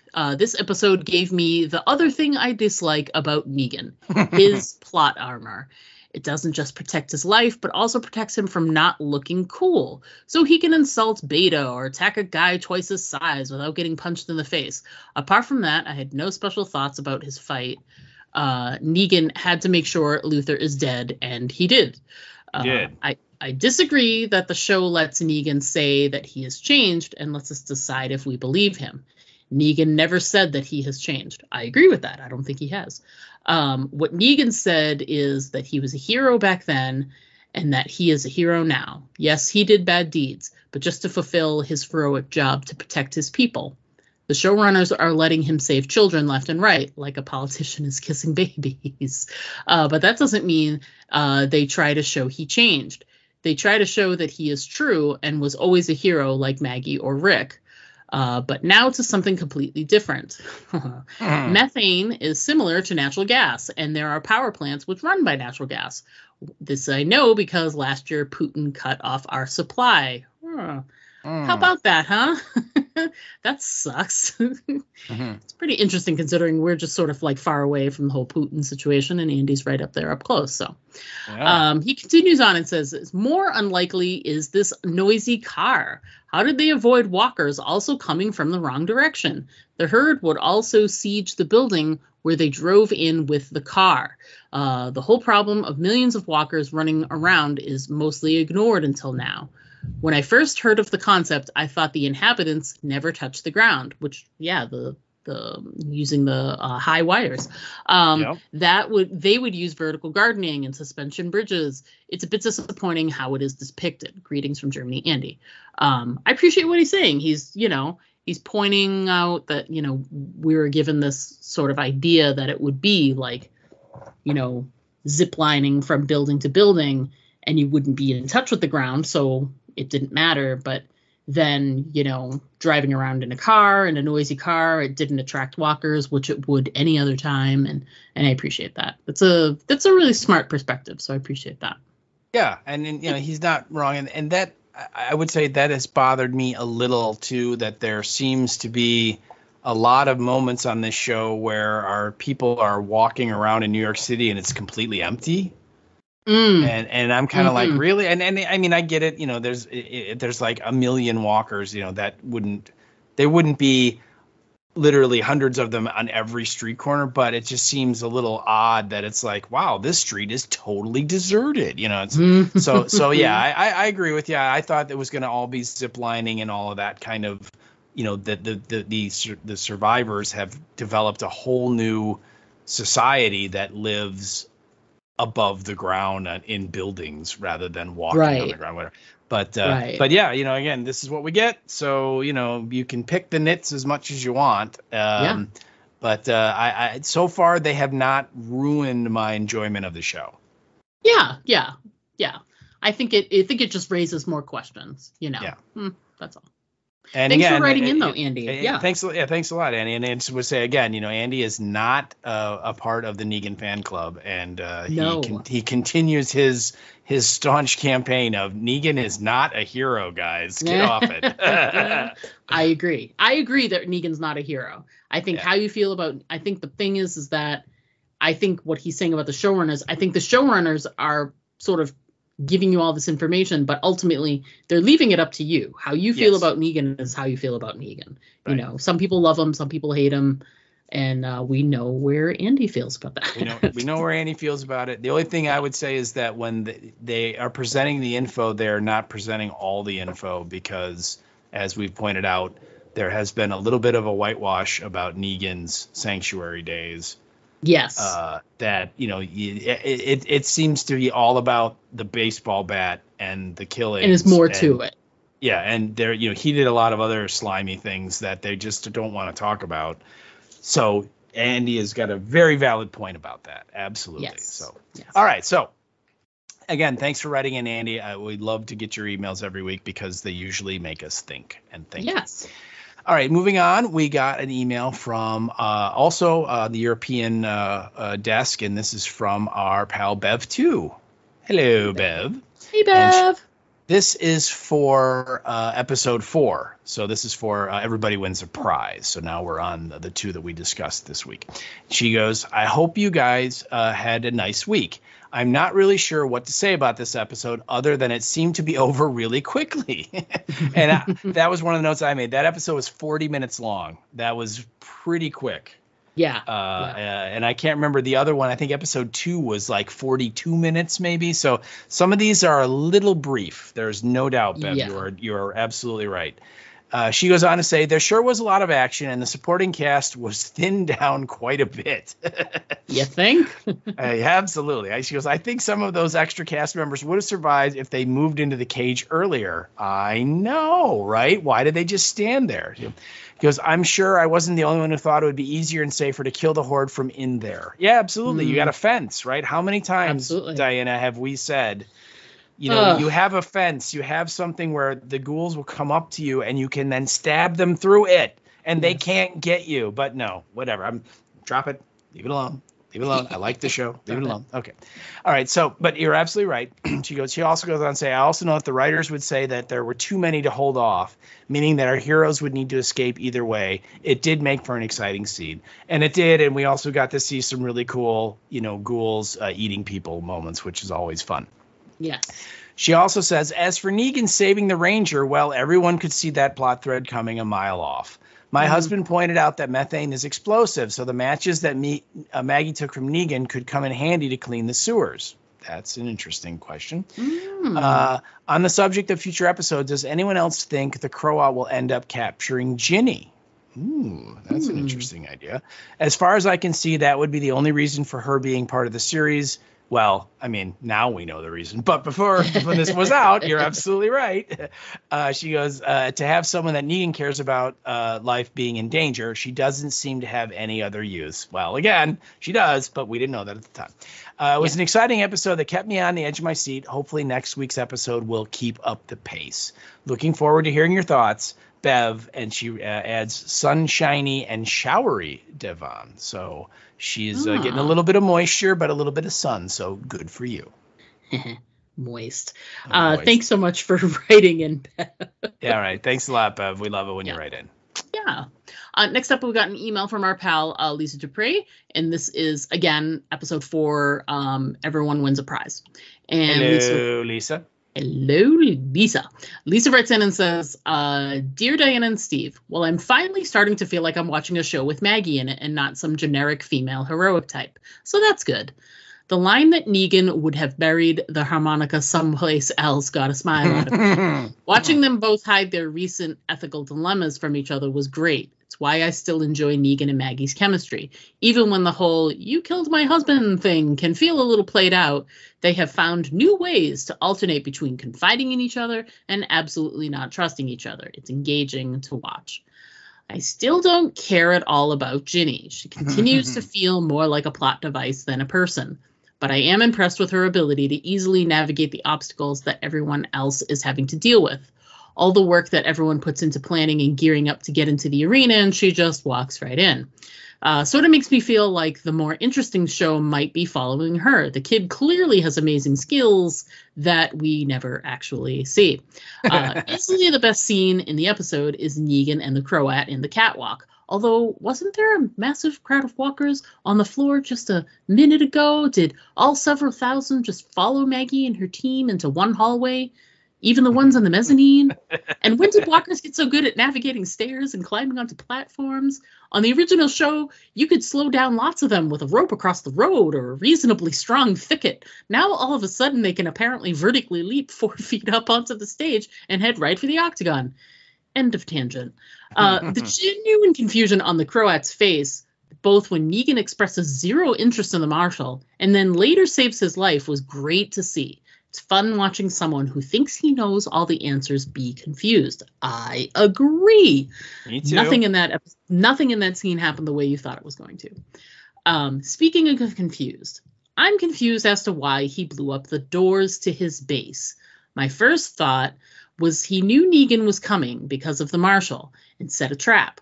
But his lack of interest in killing Negan makes me question the need for such a permanent trap. Surely he didn't need to blow up the doors for that. He's got enough men to have blocked the New Yorkers in without even using the dead. If he didn't want to risk his own people, he could have just, opened the doors. He's a smart guy.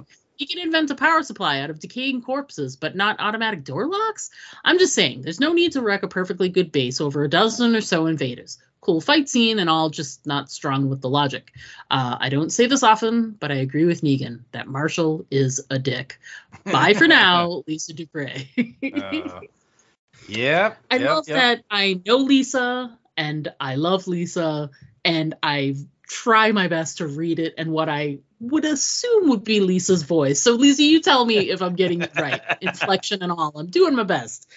But thanks again for writing in. Always, always, always a fresh perspective and a funny way to sort of look at the whole thing. So thanks again for writing in. Absolutely. Thanks a lot, Lisa. All right, moving on. This is also still for episode 4, and we got a message from our pal Erica Price. Hello, Erica. How are you? Hey, Erica. And this came via the Facebook. So she says, so many dumb decisions in this episode. She goes, I had to check the title to see if I was watching Fear. Wow. That is fighting words right there. You know that, right, Erica? That's harsh. She goes, where could Luther be? Gee, let's not look too hard for our biggest fighter and go ahead with our plan to sacrifice the majority of our group. They seem to have no clue how to deal with walkers, even after all these years. Yes, we did point that out, that they did act like they were on That's day kind of 2. bad. Yeah. But still, it was a fun scene to watch.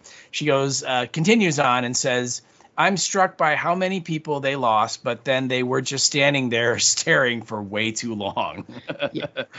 She goes, the Croat is actually a fun villain, and I like the flashback. Oh, look, there's Simon. Yes, Simon was awesome. Ginny is on my very last nerve. Yeah, maybe this will change after next week. We'll have to see. And then she goes, still no Herschel? Only 2 more episodes. And then she put the surprised emoji. So, shocked. I know, shocked. But we'll have to see, Erica, what you thought of Ginny after 1.5. So hopefully we'll get some feedback from you. We'll have to see. Yeah, let's scroll down and check. Anyway, next thank you so much, Erica. Yeah, thank you, Erica. We got some feedback from our listener, Teresa Harper. Hey, Teresa. Hey, Teresa. And hers was a simple message, and she just said, I loved this episode. It is my favorite so far. 3 hearts. Out of 5? Black hearts. Out of 4, they are black hearts. So maybe she's cold and dead inside, just like you.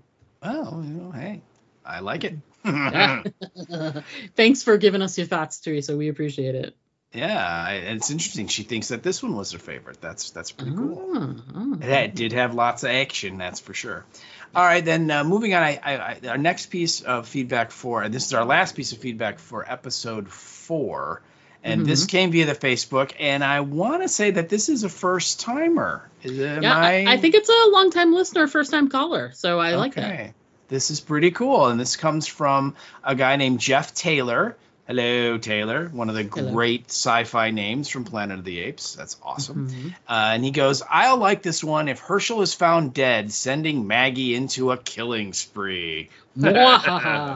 Which is funny because we kind of talked about that too, of like that would have been a really bold choice to kill Herschel in episode 4. And what would that have done to Maggie and Negan? Because obviously without Herschel holding Negan there, would he say I'm leaving? And what would Maggie just have a turn red moment, a Morgan moment, and just go into killing mode like Jeff says? I mean, that's an interesting idea. So anyway, Jeff, thank you so much for sending in your thoughts. That's really cool. Please keep it up. Yeah. Jeff and I went to high school together. Oh, really? Yeah, we sure did. I wasn't aware he was a listener of the podcast. So, Jeff, hey, how you doing? How you doing? Can you think it's possible that Diane could get those notes on chemistry, because she has a test on Tuesday? No, can't get those notes. No, I wouldn't go back to chemistry class if you paid me. Okay. All right, so that wrapped up all of our feedback for episode 4.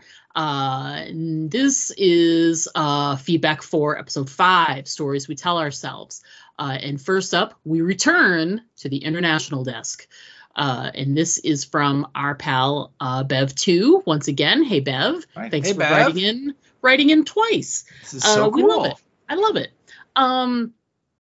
Twice is nice. And she says, hi guys, I hope you had a nice break. I missed you not being there to accompany me on my long drive to work last week. That's so sweet. That's very cool. Yeah, we'll have to limit your vacation time, Steve. I'm meaning to talk to you about that. Okay. Well, okay. Yeah, you can try. We'll talk about that later. So she goes on to say there were some cool moments in this episode, namely the walker with lots of arms and even more heads, although I'm sure that was a hallucination on Maggie's part. That's who said it. I don't know. I maybe it was. I think that's a really interesting perspective. I didn't think that, but I didn't think of hallucination at all. So I mean, I'm looking at it a little differently. I still think it was real, but I totally get where that is where you're going with it. I totally appreciate that. I agree. I think it was real as well, but I totally see the methane-induced, she's just seeing stuff thing. I think hopefully they'll tell us, whether it's in the actual show or just the showrunner will say, oh yeah, that was her just freaking out. Yeah. Or, no, that was a real thing. Yeah. All right, she goes on to say, it seems, however, that with only one episode left, that they could have moved everything along a bit quicker. Who the hell are all the drunk people, and who's that weird lady who is apparently running the show? I kept thinking, has she been in The Walking Dead before? But I have a feeling I recognize her from Ozark. I think I saw somebody say that she was on Ozark. Having a seemingly important character entering the show so late in the season points to a definite series 2. Ooh, interesting. Look at you. Look at you with your predictions, Bev. She goes on to say, hallelujah, it's all beginning to make sense. Maggie is setting Negan up in a trap. I could never understand why she wouldn't go to the Commonwealth for help. I thought that too. This now sits a little better. Although a slightly shitty thing to do to the man who saved your son, he did kill the kid's dad, though, so maybe it's fair. New prediction, instead of dying saving Ginny, Negan becomes the female baddie's husband's sex slave, meaning that he finally understands how badly he's treated women. That's possible. Maybe this baddie used to be one of Negan's wives, but he divorced her when she became too clingy. Hopefully all will be revealed next week. Nice to have you both back. Bev from windy but warm Devon. Thanks so much for writing in, Bev. Again, like Andy, you make us think. Yes, absolutely. Interesting prediction about the new big bad there. Our lady big bad, the Dama. Yeah. Will be interesting to see who she is and where she comes from. So thanks again for writing in, Bev. We always look forward to your stuff. Absolutely. All right, so moving on, we got another email from our pal Lisa Dupree. And this is for episode 5, and so she starts out by saying, "Dear Diana and Steve, that's the Maggie I know and love. So confident in her righteousness that she'll throw everyone else under the bus for the people she loves. Even in her early years, she was the one trying to convince Glenn to stop helping people so he'd be safe and close by." Which is true. It is weird, or is it weird that I love her for it? Maybe a bit, but I just love the humanness of it. Characters are so much more interesting when they are forked up. Anyone remember the time on The Walking Dead when she led a team of fighters, also including Negan, on what was supposedly a supply run, but what turned out to mostly be about her getting revenge on the people that wrecked her town, the Reapers, right? Just what you were talking about before. Two of whom she shot in the back after they surrendered and were leaving, which is true. She did.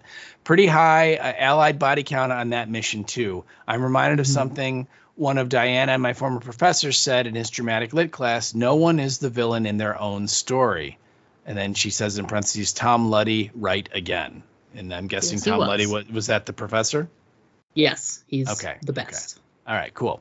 She goes, of course, Maggie lied about the Croats stealing food. But what's she going to say? Hey, Negan, I promised this psycho I'd bring you to the most dangerous place in what's left of America because he kidnapped my son. No other reason, just one trade. You're cool with that, right? She'd never admit to Negan that her motives were entirely selfish. And the kicker is Negan, who is terrible, but also not quite as evil as advertised, probably still would have come along. Because the one thing that always short circuits his self-preservation is the need to protect kids in general, and Herschel in particular. I also enjoyed the moment of awareness that Maggie has when she and the audience realize that she has been condemning Tommaso for making the exact same choice she has made. And exact is all in caps. Really satisfying. I love the contradictory mess that is Maggie Green-Ree. Full-time heroes and villains are boring. I still think Ginny is more of a plot device than an actual person, but I suppose we owe her for the reveal of the full grain silo. Yes, we do. That is the reason why that character is there, is that it's a way to corroborate Maggie's story, or in this case, poke holes in it. So yes. I agree. Yes. So she goes on to say, I watched it twice, and I still don't get why Maggie keeps refusing oxygen. Well, neither do you, Diana. I don't get it. I don't get it either. What the hell? Who willingly chooses poisonous air filled with the smell of thousands of rotting corpses? That's insane, and I don't get it, but I'm letting it go. Are you, though? Are you? I know. She wrote about it for a paragraph and a half, but I agree. It was and we've talked about it before. It was weird. It didn't really make sense. You'd think she'd just take the damn oxygen, right? But whatever. That's the way it went. What I can't let go of is the crazy theater woman. She was on screen for one scene, and I'm already exhausted by her. I've spent enough time in theater that people who talk in theater speak 24/7 make me want to vomit. I love it. Yeah, theater speak is it is an acquired taste, and it's a very, very hard acquisition. So yes, it is. She goes on to say, yeah, she's creepy and weird. I get it. And she has the rolling eyes emoji. Fun to see that the Croat on his knees to someone else, but I still felt my eyes rolling with most of her dialogue. One of the things that I love/hate about the Walking Dead universe is how quickly some people built these thematic societies as soon as the apocalypse started. A couple of years in, and people just lock into a social order. The Garbage People, Oceanside, the Reapers, the Kingdom, the New York Tribe, and now the Theater Loons. And I love that turn. That's awesome.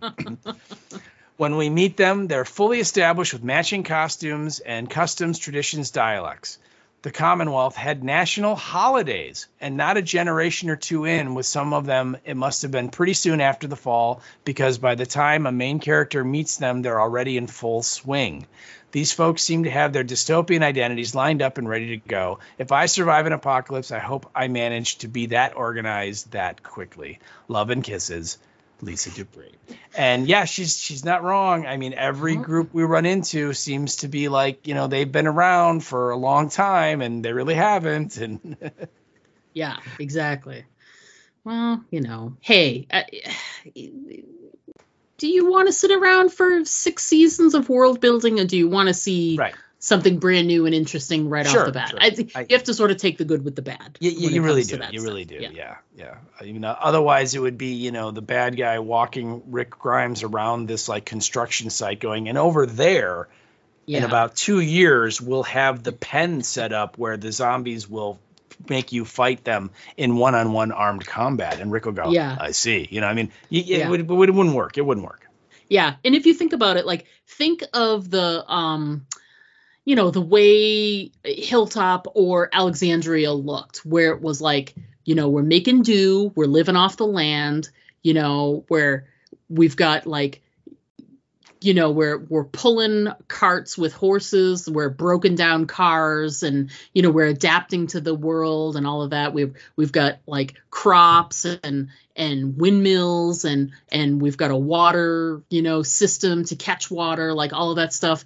And, you know, we're all wearing kind of scruffy clothes and our houses look kind of scruffy and everything's kind of scruffy. Like that's what everything would look like. You have to have a little bit of variety in there. We need a little bit of the theater loons in there, yes, Lisa. Yes. Otherwise, everything would be brown, is what I'm saying. There you go. Yeah, because nobody's taken a shower in 10 years. Anyway, thanks for writing in, as always. Thank you so much. It's amazing. All right. So next up, we got some feedback for episode 5 via the Facebook from our pal and frequent listener and contributor, Alma Contreras. So Alma, thanks so much for writing in. We appreciate it. Hey, Alma, how are you? And Alma says, I watched on Thursday night and I can't wait to hear what y'all thought. This episode is probably the best one yet. Agreed. Not only did it have a nasty mutant walker, but now we know why Maggie has been acting weird. I just knew she was up to something. Honestly, I really don't think she needed to trick Negan. He would have been down to help her save her son because of his soft spot for kids, and the fact that he could never make amends for killing Glenn. Ugh, what a good episode. Agreed. 100%. Yep, absolutely. All I can tell you, Alma, is you know, intelligent minds think alike. Yes. You know what I'm saying? Yeah. So yeah. And that explains you and Diana. I don't know how I got on the same wavelength, but yeah. I don't know either. All right. Thanks for writing it, Alma, as always. We look forward to it. Can't wait to hear what you think about the finale when that happens. So yeah, make sure you write it. All right, so moving on, our next piece of feedback came via the Facebook, and that's from our pal Karen. Don't call me Lauren Cohen. Yes. And hello, Karen. How are you? And she says, just like usual, our group rolls in, takes control, and just forks everyone. Now that whole group is dead. Yep, the New York group. Thanks for playing. Yeah, no kidding. Maggie is not a great liar. Are they setting up Herschel and Ginny as the next apocalypse couple? Maybe. Ooh. Maggie's face when she realizes Tommaso is lying is great. Did they really just take a break and sit down to rest on a pile of walkers? What? Karen, thank you so much. Nobody else has really just like, yes, it was stupid and they died kind of stupidly. And we covered it a little bit. But yes, the ridiculousness of just being like, I'm just going to pop a squat right here on this rotting corpse because I'm just so damn tired. And just making the assumption that, they're all dead. Yeah, I mean, nobody's going to move around. Yeah, you're right. It was silly. And I like I said, I kind of think that was the point. Is that, both of those characters died and they died, kind of dumb, right? It was not a literary moment. It wasn't a heroic act. It wasn't a noble sacrifice. It was, like you said, they thought, hey, you know what? I'm just going to sit on this pile of corpses for a while. So yeah, I agree. I like your reaction though. What? Agreed. Thanks as always for writing in, Karen. You've got such a funny perspective. I appreciate it. Yep. Love it. All right. So our final piece of feedback via the Facebook was our pal Erica Price, who wrote in again. Thank you, Erica. Now we'll know what she thought of episode 5. So I'm so excited. Yeah. So she says, in typical Walking Dead fashion, let's introduce the real big bad in next to last episode and save all the action for the very end, meaning episode 6. Eye roll emoji. I was a fan of this actor as Darlene in Ozark. She's just as good here. So much sitting around and jibber-jabbering about feelings and plans than laying down on a walker pile? Really? Same emotions as Karen. I appreciate it, Erica. And she continues and says, I guess Maggie forgot that she said the Croat took half the grain when she changed her story to all the grain. Ginny may be mute, but she does have 2 ears. See what I did? I did love the don't dead open inside callback, and the walker toss from Negan to Pearlie reminded me of the same from Shane to Otis. Interesting. That being said, this series has been so predictable and formulaic. I don't think we need more than 6. There's Erica's feelings. It was obvious to me that Maggie was lying and her forgiveness towards Negan will never materialize. Looking forward to the Daryl Dixon and Paris expansion. Wee wee. You crazy American. We are as well. Thanks for writing in, Erica. Love a fresh perspective. Just because we loved it doesn't mean everyone loves it. Nope, that's true. Yeah, and I can totally see her points as well. I can too. And I think, you know what, if they do next week's episode and then that's the end of it, I'm fine with it. I think so too. It doesn't need to go into season 2, season 3, season 4. I don't care. As long as next week, like you said, if they stick the landing and they come to a good conclusion, I'm happy with it just being 6 episodes. I really am. I agree. And I think it was a sort of a slice of a part of the universe that we had been asking for, like a big city like this. That's going to be interesting. So I again, if they do more, depending on how they do it, I would watch more. And if they don't, we'll be fine. We will. Yeah. Yeah, between Daryl and Rick and Michonne, we definitely have some content for the next few months, so we'll be okay. So we'll see how it goes. And don't forget Fear. That's true. And didn't they say that they were? I thought I saw something that said that they were going to try and resurrect Tales as well, and maybe do a second season. I not heard any decision on that if it was coming back, but yeah, I'm all for it. Bring it back. Let's absolutely more stories. Absolutely. Let's try it again. So coming up next on the podcast will of course be next week will be the Dead City finale. The episode title is Doma Smo, and I don't know if that's Smo or Schmo. There's no CH, but I don't know how to pronounce stuff, and it is in Croatian. So episode 6, Doma Smo, the description is as follows. Tensions between Maggie and Negan come to a head. Ginny's search continues. Questions arise around Armstrong's path forward. So tensions between Maggie and Negan, so obviously they cross paths again. Ginny's search continues, so does it not include Negan, or is there something else? Questions arise around Armstrong's path forward. So maybe he's, seeing that other side of things. So that'll be very interesting. I did look it up because I assumed it was a Croatian word or phrase or something. And I was right. And Doma Smo, however you pronounce that, is Croatian for we are home. That was sort of like the loose translation that I saw online. So that makes sense. We are home.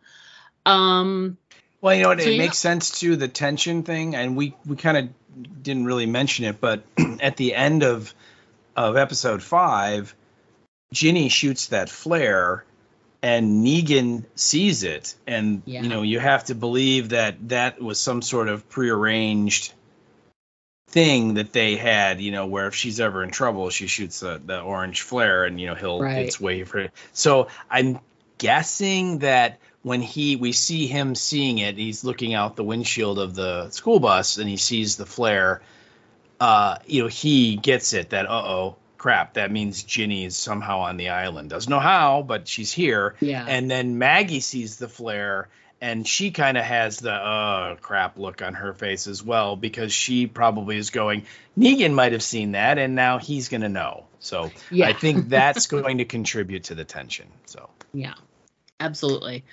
We also have a little bit of premiere news. Yes, we do. We've got some good stuff and bad stuff. So let's get the bad stuff out of the way. So Fear the Walking Dead will be back on October the 22nd.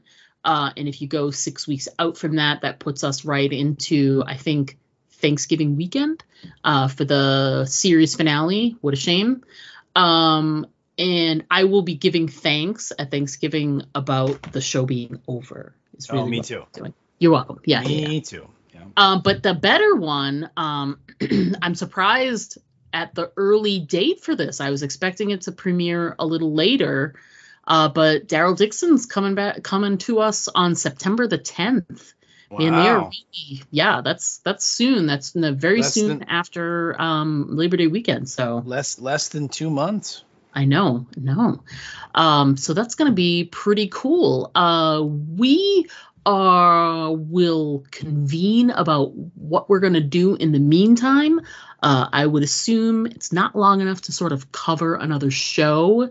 We sort of left what we were going to cover when Dead City was over, based on, this kind of stuff and not knowing.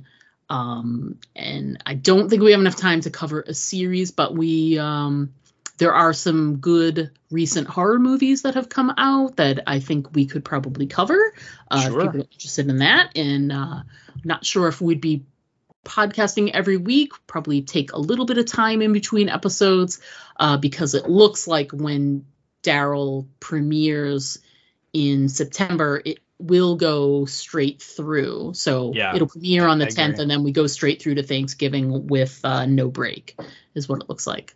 Yep, I agree. So still, a little up in the air. We've got a couple of thoughts sort of rolling around in our heads on some things we want to cover, movie wise. So we will definitely let you all know about it. But I think that's it. No other news to discuss? I don't think so. Just we're less than a month away from Flashback Weekend. Yeah, which is the one of the great horror conventions in the country. It's the first weekend in August. So if you're in the Chicago area and there's going to be a big Scream reunion, there's going to be a big Christine reunion. There's going to be a big Terrifier reunion. Obviously, Terrifier is much more recent. It was last year. Terrifier 2 came out. There's a whole bunch of people coming to Halloween 2, and so on. So I think Kane Hodder, who played Jason's going to be there. Massive show. Lots of cool vendors with creepy doll stuff for sale. And so if you're in the area, in the Chicago area, you can get your tickets online at flashbackweekend.com, I believe is our website. Please go. It is super fun. You will have a great time. Yeah, we're very, very much looking forward to it. And in what can only be described as a scheduling snafu, directly right after Flashback Weekend is Fan Expo. And they are pretty much having about 75% of Hollywood will be there for that convention. So, I mean, you name it, and those people are there. It's pretty packed this year. And which is a shame, because it looks like we're going to have some, limited time to sort of attend that convention. I know I'm going to have limited money. Yeah, I'm curious, because I really kind of want to, save my money for Flashback, and then Days of the Dead is later on in the year. So I'm not sure. Fan Expo is such a big event. Yep. And I would hate to, shortchange it, but we'll see. We'll see how much we are able to attend, because Steve is only going to be able to go half of one day, and same for me, maybe. We'll see. But those conventions are coming up, so if you guys are in the Chicago area and you're going to be attending either one of those conventions, let us know, and we will try and see if we can wave hello or say hi, or high five you. You'll totally be able to recognize us. We'll be the ones wearing the horror T-shirts. So yes. There won't be anyone else at Flashback Weekend wearing horror T-shirts. No, none of them will. No, not at all. That's going to go ahead and do it for us this week, folks. Thanks so much for listening in. We know this was a long one, but we want to make sure to cover these 2 episodes fully. Thought they were both great and deserved our time. So thanks so much for listening all the way to the end. We look forward to chatting with you again next week. But until then, as always, I'm Diana. And I'm Steve. Don't forget to always aim for the head. Because body shots, they just don't work. To send us an email, write us at aimfortheheadpodcast@gmail.com. And our Twitter handle is @AFTH Podcast. Pictures and video are always welcome at our Instagram account, aimfortheheadpodcast, all one word. But the best way to keep in touch with us is to just like our Facebook page to get all of our updates in your feed.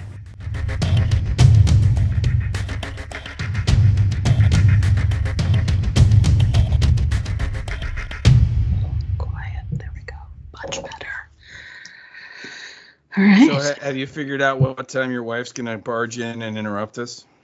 No, it all depends. I'm not even sure she's home yet. Mm-hmm.